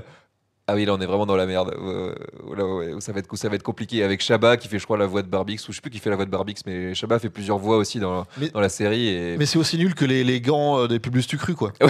Tu vois, on est à ce niveau-là. C'est Monsieur Chaussette, en fait, hein, Barbix. c'est ça. Et là, ça rentre vraiment, ça sort du cadre. Tu sais que c'est du Chabat, mais en même temps, voilà, en attendant, ça fonctionne quand même super bien. Il y a un truc aussi qu'on n'a pas dit quand on parlait de l'opposition gallo-romaine versus gaulois traditionnel. Il y a un truc qui est quand même assez intéressant, c'est certains noms de Gaulois qui ont été romanisés. Et il y en a certains, donc et voilà, quand on est du côté des Romains, on a un nom qui se termine en US, en us, et quand on est un Gaulois historique, on se termine en X, comme Astérix et Obélix. Et comme ça, il y a 2-3 gags plus ou moins potaches. Ouais, genre faut qu'on change les noms. Toi, 10 millions de clics, tu vas devenir 10 millions de vues. Ça fonctionne très bien. Voilà. Et puis il y en a d'autres où c'est un peu plus Voilà, sur la ceinture qu'on vous laisse le plaisir. Ouais, peut-être. celui-là, on vous le laisse. Mais c'est pareil, ça fait partie des choses que tu peux laisser passer si vraiment tu décroches une demi-seconde, ou si t'es sur ton portable en train de faire autre chose. Donc, c'est vraiment une série qui demande, voilà, déjà d'une manière générale, faites attention à ce que vous regardez, dans le sens où soyez concentrés. Mais là, spécifiquement, parce que voilà, il y a 36 gags à la minute, ça n'arrête pas. Et puis c'est vraiment, l'écriture est top, mais il y a quand même quelque chose qu'on a un petit peu effleuré, l'aspect visuel. Ouais. Je pense qu'on n'a pas vu de production animée Astérix à ce niveau-là, quoi. Même, je trouve, les films qui sont sortis au cinéma, là, on est sur une qualité qui est irréprochable, quoi. On est vraiment sur les standards internationaux du top de ce qui se fait. Voilà, donc c'est très très très sympa de savoir que c'est français et que c'est fait. Je sais pas où il est le studio TAT. Je crois qu'il est dans le sud de la France. Ah, j'ai pas cette info-là, mais pour la petite histoire, effectivement, Netflix avait auditionné en fait plusieurs studios pour faire tout ça, et c'est TAT qui avait remporté la mise. Mais déjà, le fait d'adapter aussi bien le trait du Derzo à la 3D avec, tu l'as dit, hein, ces vrais visages très caricaturaux, c'est quand même loin d'être évident. Mais en plus de ça, je trouve qu'il y a vraiment un effort sur les lumières. Je trouve que les textures, je sais pas comment dire, mais les personnages vivent, c'est-à-dire qu'il n'y a pas d'aplat, c'est toujours, on sent que ouais, la gestion de la lumière, même, enfin tout est de la mise en scène pure. Il y a vraiment tout qui rentre en ligne de compte. On a parlé de Panono, en plus là ils vont chercher un style vraiment différent pour appuyer le côté Teletubbies enfantin, comme tu l'as dit, grosse 3D qui tâche, quoi. Donc il y avait de l'ambition et on sent qu'on leur a donné les moyens d'aller au bout, quoi. Je te confirme qu'ils sont toulousains, en l'occurrence. Ok, très bien. Et ouais, il y a quelque chose de vraiment sympa. Et quand on connaît tous les talents qu'on a en France, c'est sûr que d'avoir cette visibilité-là, j'espère que ça fera boule de neige. Et que ça va nous permettre que d'autres studios aient les moyens. Parce que c'est toujours un problème, l'animation ça coûte très cher. Oui, mais on a quand même un vrai savoir-faire. Alors on le sait dans le cinéma. Dans le cinéma, justement, voilà, en Europe et dans le monde, la France est vraiment une place forte, mais aussi en série et principalement sur Netflix. C'est-à-dire que Blue Eye Samurai, par exemple, qui est une série qui n'a peut-être pas eu le retentissement du combat des chefs chez nous, mais est fait par un studio français dont j'ai bien évidemment mangé le nom. Mais on a aussi, c'est La Cache, je crois, je sais plus, qui fait par exemple une série comme Primal de Genndy Tartakovsky, qui là encore reste assez niche, mais qui s'exporte. En tout cas, on sait à l'international reconnaître le savoir-faire français. Ouais, juste Arcane aussi. Hein. Oui, voilà, et puis évidemment Fortiche. Voilà, s'il fallait citer l'alpha et l'oméga, en tout cas celui qui est un peu sur toutes les lèvres en ce moment, qui vont arriver au cinéma. D'ailleurs, on a évidemment très très hâte. Mais voilà, il y a quand même un énorme savoir-faire français reconnu, et avec une série comme ça, j'imagine que le téléphone de TAT Productions va pas mal sonner dans les semaines, mois à venir, et on est très content pour eux. On suivra ce qu'ils vont faire. Il y a, je l'ai dit, un film qui va sortir l'an prochain, qui sera la suite directe du Secret de la Potion Magique, pas signé Clichy et Astier, mais on va pouvoir comparer, entre guillemets, enfin voir justement ce que va donner un film Astérix moderne au cinéma. En guise de conclusion, et pour se projeter un peu, c'est une idée que tu m'avais soufflée, que vous avez faite dans Originals, et que je plus sois, à savoir quel autre album d'Astérix on aimerait voir adapté de cette façon, en tout cas avec qu'est-ce qui se prêterait à ce ton-là. Il y a 40 albums à l'heure actuelle. Voilà. Oui, c'est vrai. Pas tous du même niveau. Pas tous du même niveau. Je crois que Goscinny en a signé 26 ou 27. Et le 41e, qui est Astérix en Lusitanie, donc qui correspond au Portugal, va sortir en octobre 2025. On est revenu à un rythme de publication de 1 tous les 2 ans depuis 2013. Donc Astérix vit encore, bien évidemment. On parlait des jeux vidéo, il y a aussi eu pas mal de jeux vidéo ces dernières années, assez étrangement Astérix, dont je ne connais pas la qualité, mais Astérix continue et est capable de très très bonnes choses. Mais qu'est-ce qu'on aimerait pour la suite ? Alors, écoute, moi j'en ai quelques-uns qui me viennent en tête. Le premier, c'est celui que j'avais cité dans Originals, c'est Le Grand Fossé. Alors, Le Grand Fossé, c'est un album qui est post-Goscinny, juste après. Ouais. Et c'est pas forcément un de mes albums préférés par défaut, mais il a un vrai rôle de méchant dégueulasse que je pense serait jubilatoire à interpréter, que ce soit je m'en souviens moins de celui-là, de cet album. Ouais. Et en fait, c'est un village qui est coupé en deux, et où les deux se font la guerre. C'est un peu comme Schtroumpf vert et vert Schtroumpf chez les Schtroumpfs. Enfin, on est vraiment sur quelque chose de très sommaire. Et on a donc un personnage ambigu qui joue l'entre-deux, un peu dégueulasse comme celui de la Zizanie d'ailleurs. Hein. Ouais, on va en reparler de la Zizanie. Et donc Le Grand Fossé, je trouve que par rapport aujourd'hui au monde dans lequel on vit, avec les clivages qu'il peut y avoir, la fracture, hein, voilà, que ce soit d'un côté ou de l'autre, je trouve que c'est assez intéressant d'avoir un regard moderne là-dessus.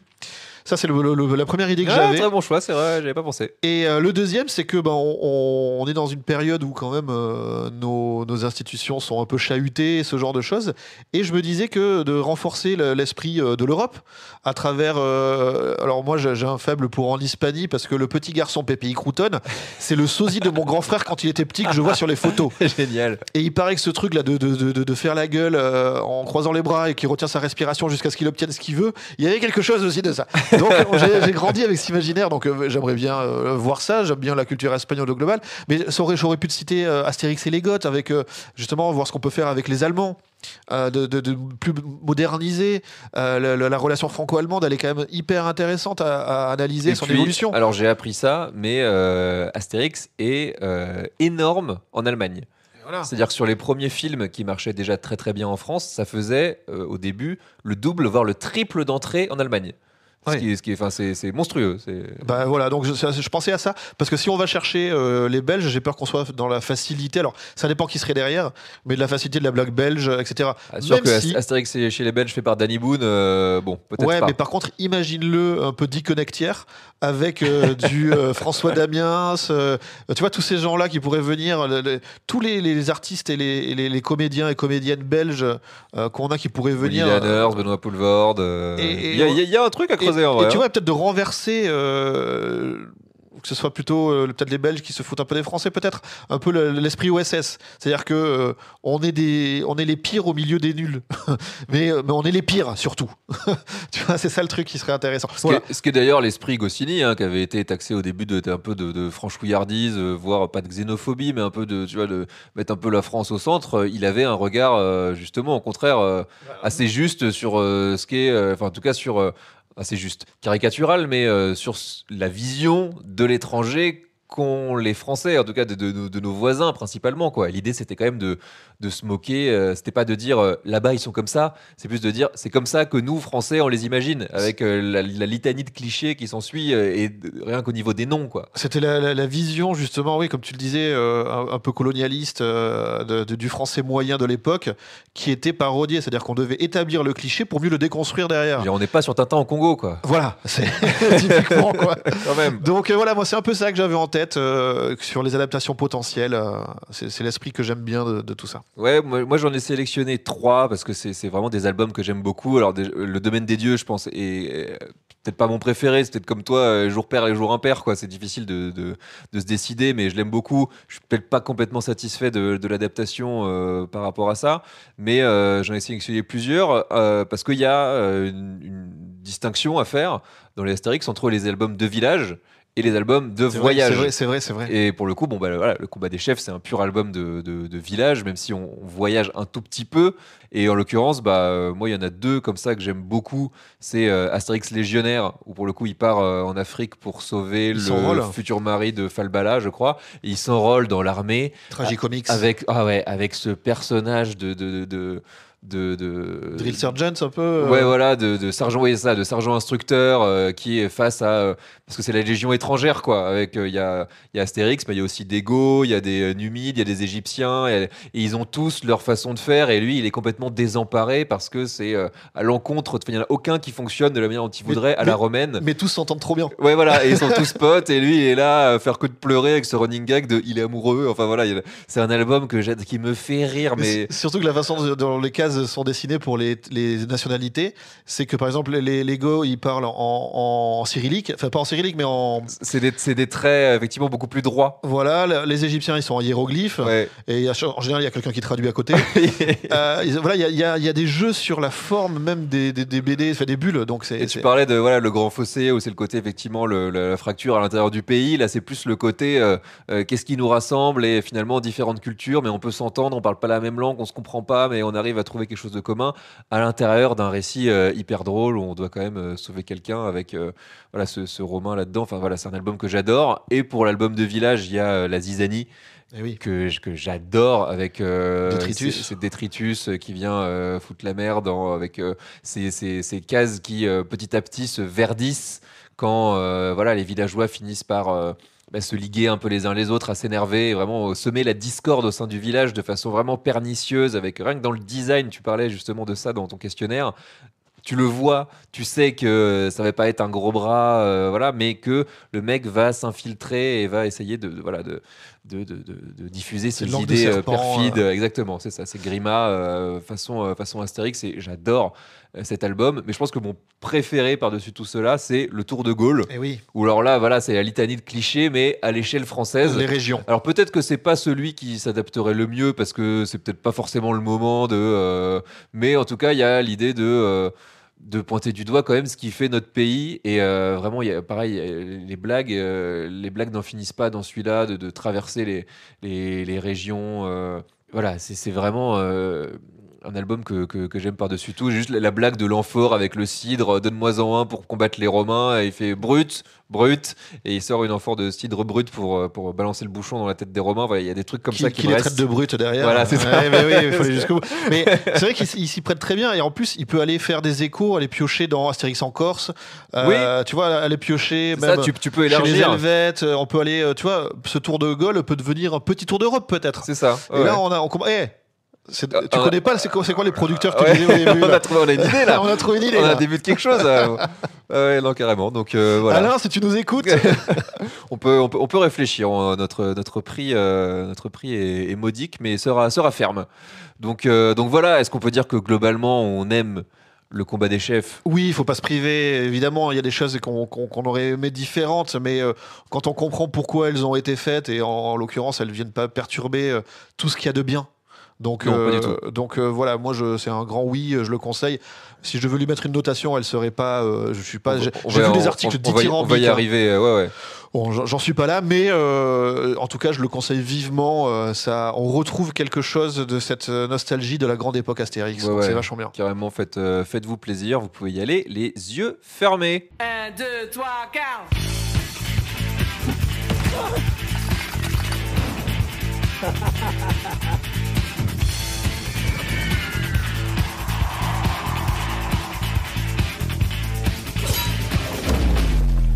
On oublie les mosaïques. Le combat des chefs célébrera mon triomphe. Un spectacle grandiose, avec en apothéose ces Gaulois qui se prosterneront devant moi. Ils seront à ma botte.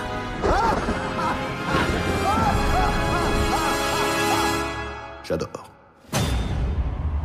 Oh là là là là. Ils ont vraiment le sens du spectacle. Ah ça, c'est les Armoricains, hein. On en arrive à la question rituelle de tout épisode d'Animedia, à savoir c'est pour qui le combat des chefs. Bon, elle va être un petit peu plus court parce qu'on a quand même déjà bien étalé la première partie et puis parce que ça se traduisait, je pense, dans ce qu'on disait, mais c'est principalement non, c'est à la fois pour les fans d'Astérix, pour les fans d'Alain Chabat comme toi, faut apprécier un certain type d'humour, mais d'un autre côté, il y a tellement de registres que si vous y trouvez pas votre compte, c'est que vous êtes quand même sacrément difficile. C'était quoi Mission Cléopâtre, 14 millions d'entrées, je pense que ça va. Ouais, voilà, a priori, je pense que l'humour Alain Chabat fait quand même plutôt consensus en France aujourd'hui. Donc voilà, globalement, à qui on le conseille à tout le monde, parce que Astérix, c'est tellement entré dans la culture, dans l'inconscient collectif français. Moi, je serais plus curieux de savoir la réception d'un public étranger qui ne connaîtrait pas du tout qu'est-ce qu'un Américain moyen pense de ça. Est-ce qu'il va ne serait-ce que lui donner une chance? Je sais pas. Moi, je pense que ça peut faire son petit bonhomme de chemin. On a vu que Bref, saison 2, par exemple, a explosé à l'international. Ouais, complètement. Alors qu'au départ, ça reste un truc très français. Très parisien, presque. Très parisien, même. Et au final, voilà, Astérix, c'est quand même des millions d'albums vendus à travers le monde. Donc, je préfère qu'ils goûtent ça et qu'ils testent ça, les gens. Les gens qui pourraient allumer leur Netflix et lancer un Astérix. Je préfère qu'ils aillent là-dessus que sur les adaptations live qu'on a pu avoir récemment et qui étaient plutôt pas des grands ambassadeurs de notre savoir-faire. Oui. Alors que là, oui. Et qui se prévalaient au contraire d'être les grands sauveurs du cinéma français, d'une tradition, etc. Là, sans aller jusque-là, en étant beaucoup plus à la fois modeste mais ambitieux. C'est-à-dire que c'est tout l'inverse pour moi de l'Empire du Milieu, pour ne pas le citer. Quoi. Même je pensais aussi même les précédents. Celui en Angleterre ou les Jeux Olympiques qui étaient ni fait ni à faire. Et en plus de ça, voilà, on y revient, mais le côté vraiment moderne de l'adaptation, dans la mise en scène, dans les refs, etc., on a quand même essayé de brasser large. Donc moi aussi, j'ai envie de croire que ça va bien fonctionner un petit peu partout.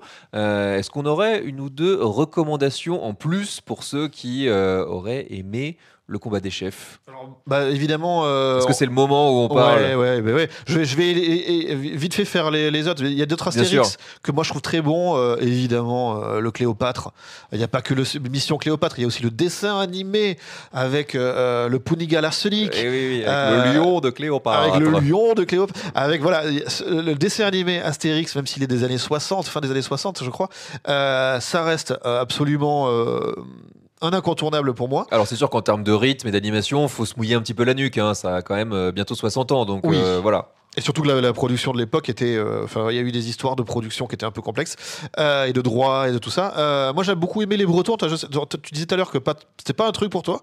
Mais mais je crois que vraiment celui-là, je sais pas, je suis passé à côté. Mais moi, tout le match de rugby, le fait de se retrouver dans le brouillard, la pluie, je veux dire, chez les ch'tis, rien inventé. Hein. J'ai un très grand souvenir du match de rugby dans les Bretons dans le jeu vidéo Infogramme que je jouais sur Windows 95. Oula, très bien. Qui était un vrai moment à passer, pas évident, hein, mais voilà, c'est à peu près tout. Je comprends. Mais voilà, moi, ce film-là, il y a rien que le générique de début, il y a quelque chose de très Britpop. On sent qu'il y a un amour vraiment profond pour la culture anglaise et anglo-saxonne et musicale notamment, que tu retrouves pas dans le film live qui se passe là-bas où on parodie. Que j'ai pas vu. Non, mais juste les extraits sont voilà. Et donc les Bretons, il y a aussi tout ce jeu sur la potion magique. C'est aussi du vin gaulois. Donc c'est mélangé avec des mecs qui escamotent dans les gangs anglais qui détournent du vin français pour venir nourrir. Enfin, il y a des trucs comme ça qui sont vachement drôles. Il y a la Tour de Londres.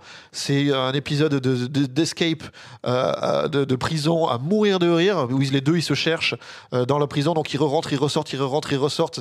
Voilà. Ah oui, je me souviens de ces cases où oui, effectivement. Idéfix qui prend de la potion magique, voilà, et qui va aller latter des gros bulldogs anglais. Donc il y a plein de trucs qui sont vachement cool. Moi j'aime beaucoup les Bretons. Voilà, c'est les Astérix un petit peu comme ça. Le domaine des dieux, moi j'ai bien aimé celui de Astier. J'étais peut-être moins attaché à l'original, je m'en souvenais peut-être moins. Mais voilà, on est obligé d'y aller. À un moment, s'il y en a un à voir, et pourtant il est vieux aussi. Hein. Ah oui, 76. Et donc c'est un peu plus tard encore, mais les 12 travaux d'Astérix. C'est ultime. Enfin, en tout cas, pour moi, pour nous. Ouais. Nous, on régulièrement, quand on se croise, on fait des répliques, des petites vannes. D'où viens-tu, beau guerrier? Enfin, c'est un film à sketch, hein, donc on peut tout à fait avoir le droit de juger que c'est inégal, voilà. Et maintenant, je ne peux plus boucher. Mais moi, j'en trouve pas. Si, il y en a que je préfère. La Maison des Fous, c'est un truc qui était déjà véridique, en tout cas accurate à l'époque. C'est l'administration française. Mais maintenant, ça marche toujours. Ça reste l'administration française. Escalier B, couloir F, porte A. Vous n'avez pas le laisser passer A32. Et le pire, c'est que même dans le jeu vidéo The Witcher, ils font une référence à ça. Mais oui, voilà. Moi, jusqu'au druide en haut de la montagne qui leur fait faire un blind test de lessive. Enfin, genre le métro qui passe dans la caverne. Enfin, Elle était comment la bête? Bonne. Obélix, il a mangé le monstre en fait. Le cuisinier belge. Enfin, ça, c'est pareil, c'est un truc qui revient. Le chameau rôti. C'est comme le dromadaire, mais plus avantageux. Enfin, voilà, il y a des trucs. Moi, je pourrais. C'est un de mes répertoires à répliques. Je pense avec peut-être justement Mission Cléopâtre, mais c'est encore La Cité de la Peur et Le Grand Détournement, quoi. Les 12 travaux, c'est en termes d'humour déjà complètement absurde à l'époque. J'allais dire en décalage avec son temps, mais non, parce que c'est vraiment les 70s, ils faisaient ce qu'ils voulaient. C'est le troisième film, mais il n'est pas adapté pour le coup d'un album. C'est une création, ouais. Et ça va tellement loin. Enfin, l'île avec justement les Amazones. Les Amazones où ils se mettent à danser dans un truc complètement psyché. Ouais. Enfin voilà, ce film-là, arrêtez-nous parce que c'est un petit bijou pour moi. Et je crois que tu as écrit dessus. J'ai écrit un article là-dessus, effectivement, à mon tour sur le Grand Pop, et je vous mettrai là encore le lien en description. Moi, j'avais aussi d'autres trucs qui sortent justement du cadre Astérix, dans le côté très référentiel, mise en scène, etc. Pour moi, il y a Wallace et Gromit qui tombe vraiment là-dedans, en allant chercher dans la culture, à la fois les refs vraiment premier degré, mais aussi dans l'aspect visuel et mise en scène, ce que fait énormément Chabat et ce que fait Wallace et Gromit, c'est-à-dire qu'il y a des trucs évidents et d'autres qui font appel à une espèce d'inconscient collectif. T'as vu un film d'horreur, tu connais ce plan. T'as vu un film un peu à suspense, il y a de l'orage, voilà, sauf que là c'est un pingouin. Enfin, voilà, c'est ça qui rend le truc ridicule. Et donc La Palme de la Vengeance, qui est le dernier, qui est en plus aussi sur Netflix, fonctionne pour moi à 1000%. Ça n'arrête pas, encore une fois, en termes de détails, de surenchère, de regarder les arrière-plans de plein de trucs et tout, c'est exceptionnel. Et pour rester dans le côté français, il y a Minuscule aussi, à la fois la série mais aussi les films, les films qui mélangent animation et prise de vue réelle. Le 2 notamment, où pareil, ils partent à l'aventure, il y a des personnages qui représentent un peu des archétypes de la bande de potes qui va aller sauver Save the Day, comme on dit en anglais, quoi. Ça fonctionne très très bien. Et voilà, je pense que globalement on a fait le tour. Toi, tu avais cité t'avais un petit truc à rajouter peut-être. Ouais. Il y a eu 3 épisodes spéciaux de la série Les Griffins qui sont sortis. Alors, je sais plus. Ils sont disséminés au milieu des saisons. Faut pas les chercher en dehors. Hein. Mais c'est un des épisodes spéciaux, comme on a les épisodes spéciaux de Halloween ou de Noël chez les Simpsons par exemple. Donc, c'est les personnages des Griffins. Mais le premier va parodier Un Nouvel Espoir de Star Wars, donc l'épisode 4. Le deuxième, qui est genre une saison après, peut-être, va parodier l'Empire contre-attaque. Et le dernier va parodier Le Retour du Jedi. Donc les 3 Star Wars originaux, la trilogie originale. Et c'est vraiment là. Pourquoi je en parle aujourd'hui là, c'est parce que si vous aimez ce côté gag à la seconde, on est vraiment dans ce genre d'exercice. Il y a tout ce qu'on aime, tout ce qu'on a cité, c'est-à-dire les jeux de mots. Alors évidemment, on est en anglais, ils sont plus ou moins bien traduits. La VO sous-titrée est meilleure, mais au-delà de ça, on a le running gag, on a le comic situationnel, on a enfin voilà, tout est réuni pour avoir ce même ADN de gag parodique, pop culture, qui parodie et s'inspire d'une œuvre. Donc là, en l'occurrence, c'est les Star Wars. Donc c'est toute la trame générale de vraiment les Star Wars, sauf que c'est les personnages des Griffins qu'on a, qui sont chacun respectivement dans leur rôle, avec les traits qu'on connaît quand on suit la série. Et ils sont vraiment très très bons. Et j'ai une mention particulière pour le 3. Bizarrement, en général, c'est le premier meilleur. Et après, voilà. Non, là, le 3 est absolument. Donc voilà, que ce soit la barge de Jabba, les Ewoks, l'étoile noire, avec tout ce que ça raconte. Avec ce running gag sur les hochements de tête qui dure pendant des plombes. Avec le bruit de cuivre, là, je sais pas. Ça, voilà, j'adore ce truc-là. Et je trouve que c'est. Voilà, si on devait dire, si vous avez aimé, vous aimeriez peut-être, je pense que c'est une meilleure recommandation que ce que peuvent faire les algorithmes. Voilà, ne vous laissez pas dicter vos recommandations par des algorithmes. Demandez à des gens qui savent. Et puis faites aussi vos propres découvertes, tout simplement. On en arrive maintenant à la note que nous allons attribuer au combat des chefs pour le replacer donc dans le grand classement Letterboxd d'Animedia. Toi, tu lui mettrais combien déjà pour commencer ? Écoute, c'est un peu compliqué. Tu notes sur combien, toi ? Sur 5, parce que c'est comme ça que Letterboxd fonctionne. Après, on en arrive au même niveau. Hein. Oui, mais c'est vrai que voilà, je suis sur un 3,5, 3,75, tu vois. C'est-à-dire que y a vraiment ces petites choses qui m'ont fait sortir, comme qu'on a pu citer, comme la voix de Panoramix ou le moment où ça décroche de la trame générale. Mais en refaisant l'épisode là, en parlant avec toi et en remettant en tête toutes les points positifs, j'ai quand même plutôt envie de booster la note et d'aller toucher le 4.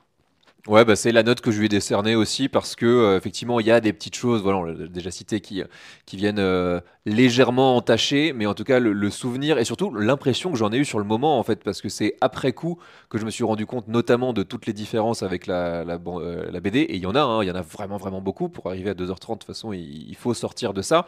Mais je trouvais ça toujours très très juste, et même les conclusions d'épisodes, la façon dont ça se déroule, enfin la manière dont l'arc est bouclé avec Obélix qui prend la place de Brachiosaurus, etc. Enfin voilà, à part peut-être la fin qui est toujours un petit peu plus difficile à négocier, j'ai l'impression, sur les Astérix et Obélix, en tout cas en animation. Globalement, c'est du positif. C'est vraiment de la marade, et pour l'amour du gag, quand on aime les As, les Monty Python, tout ce que Chabat aime, tout ce que Chabat amène, la Cité de la Peur, enfin voilà, on en a déjà parlé. C'est réussi, je trouve, de bout en bout. C'est vraiment respectueux et à la hauteur de ce qu'est Astérix et Obélix. Et en plus, voilà, ça rend hommage aux deux. C'est-à-dire qu'on a Astérix et Obélix, et même dans le titre, on laisse pas Astérix tout seul, on traite vraiment les personnages, les ajouts sont bons. Donc voilà, je vais pas revenir forcément sur les points positifs et négatifs, vous les avez, on les a suffisamment listés, l'épisode est déjà assez long comme ça, mais voilà, on l'a déjà dit, c'est un grand oui pour le replacer dans le classement. Donc ça le met derrière les 12 travaux, en tout cas pour moi, mais je pense aussi pour toi. Enfin voilà, moi j'ai tendance à le mettre quand même très très haut. Je le mets au même niveau qu'une autre mini-série qui est sortie il n'y a pas très longtemps, qui est Rêve Productions, cette fois chez Pixar, qui est sortie sur Disney+, qui m'avait vraiment beaucoup plu, dans un registre très très différent, parce qu'on est dans le mockumentaire, dans le faux documentaire, mais ça complète très très bien l'univers, et c'est un très bon exercice. Et je le mets effectivement devant Le Domaine des Dieux et Astérix et Cléopâtre, pour revenir sur Astérix. Donc ça vous situe quand même dans le grand tout cinématographico-télévisuel d'Astérix, on est quand même dans vraiment le haut du panier, quoi. Ouais, carrément. Et bien donc voilà, avec tout ça, je crois que nous arrivons à la fin de cet épisode. C'est potentiellement le plus long de l'histoire d'Animedia. Fallait pas m'inviter. Non mais je m'en doutais, pour être honnête. La dernière fois tu étais venu sur le Seigneur des Anneaux, on avait été assez prolixe. Ouais, mais c'est quand même beaucoup plus sympa de parler d'un truc qu'on aime bien. C'est vrai. Que de parler d'un truc qu'on aurait aimé. Ouais.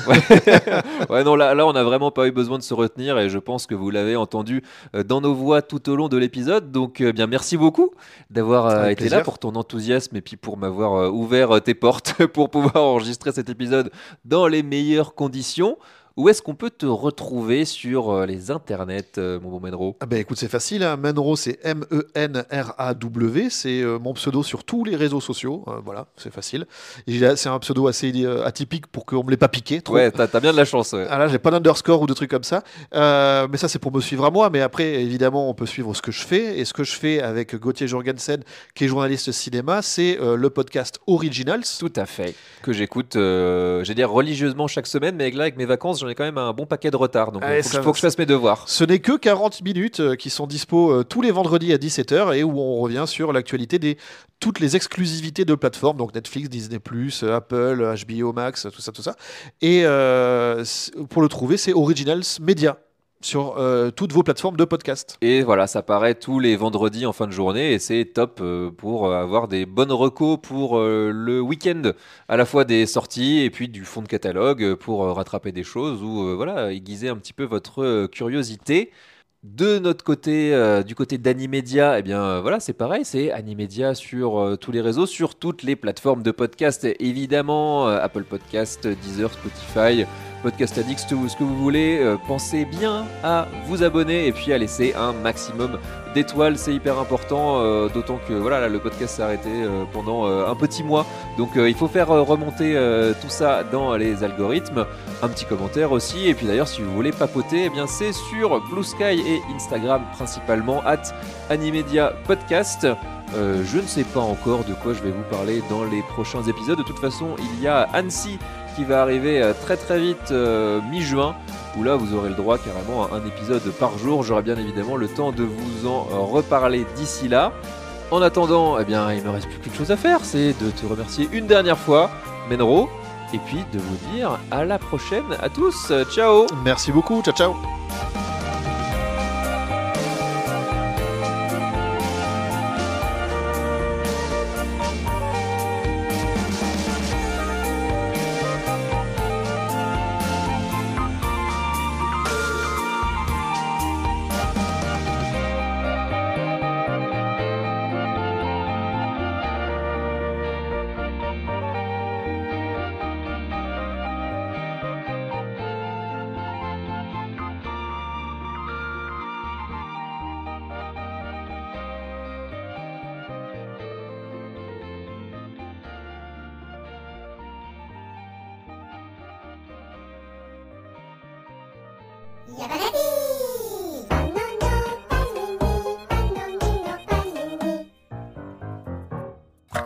Madame, tout va bien, allez chante avec tes copains. On est bien, il fait chaud, il fait beau. On est bien au pays de Panonneau. Oui. Madame, tout va bien, allez chante avec tes copains. On est bien.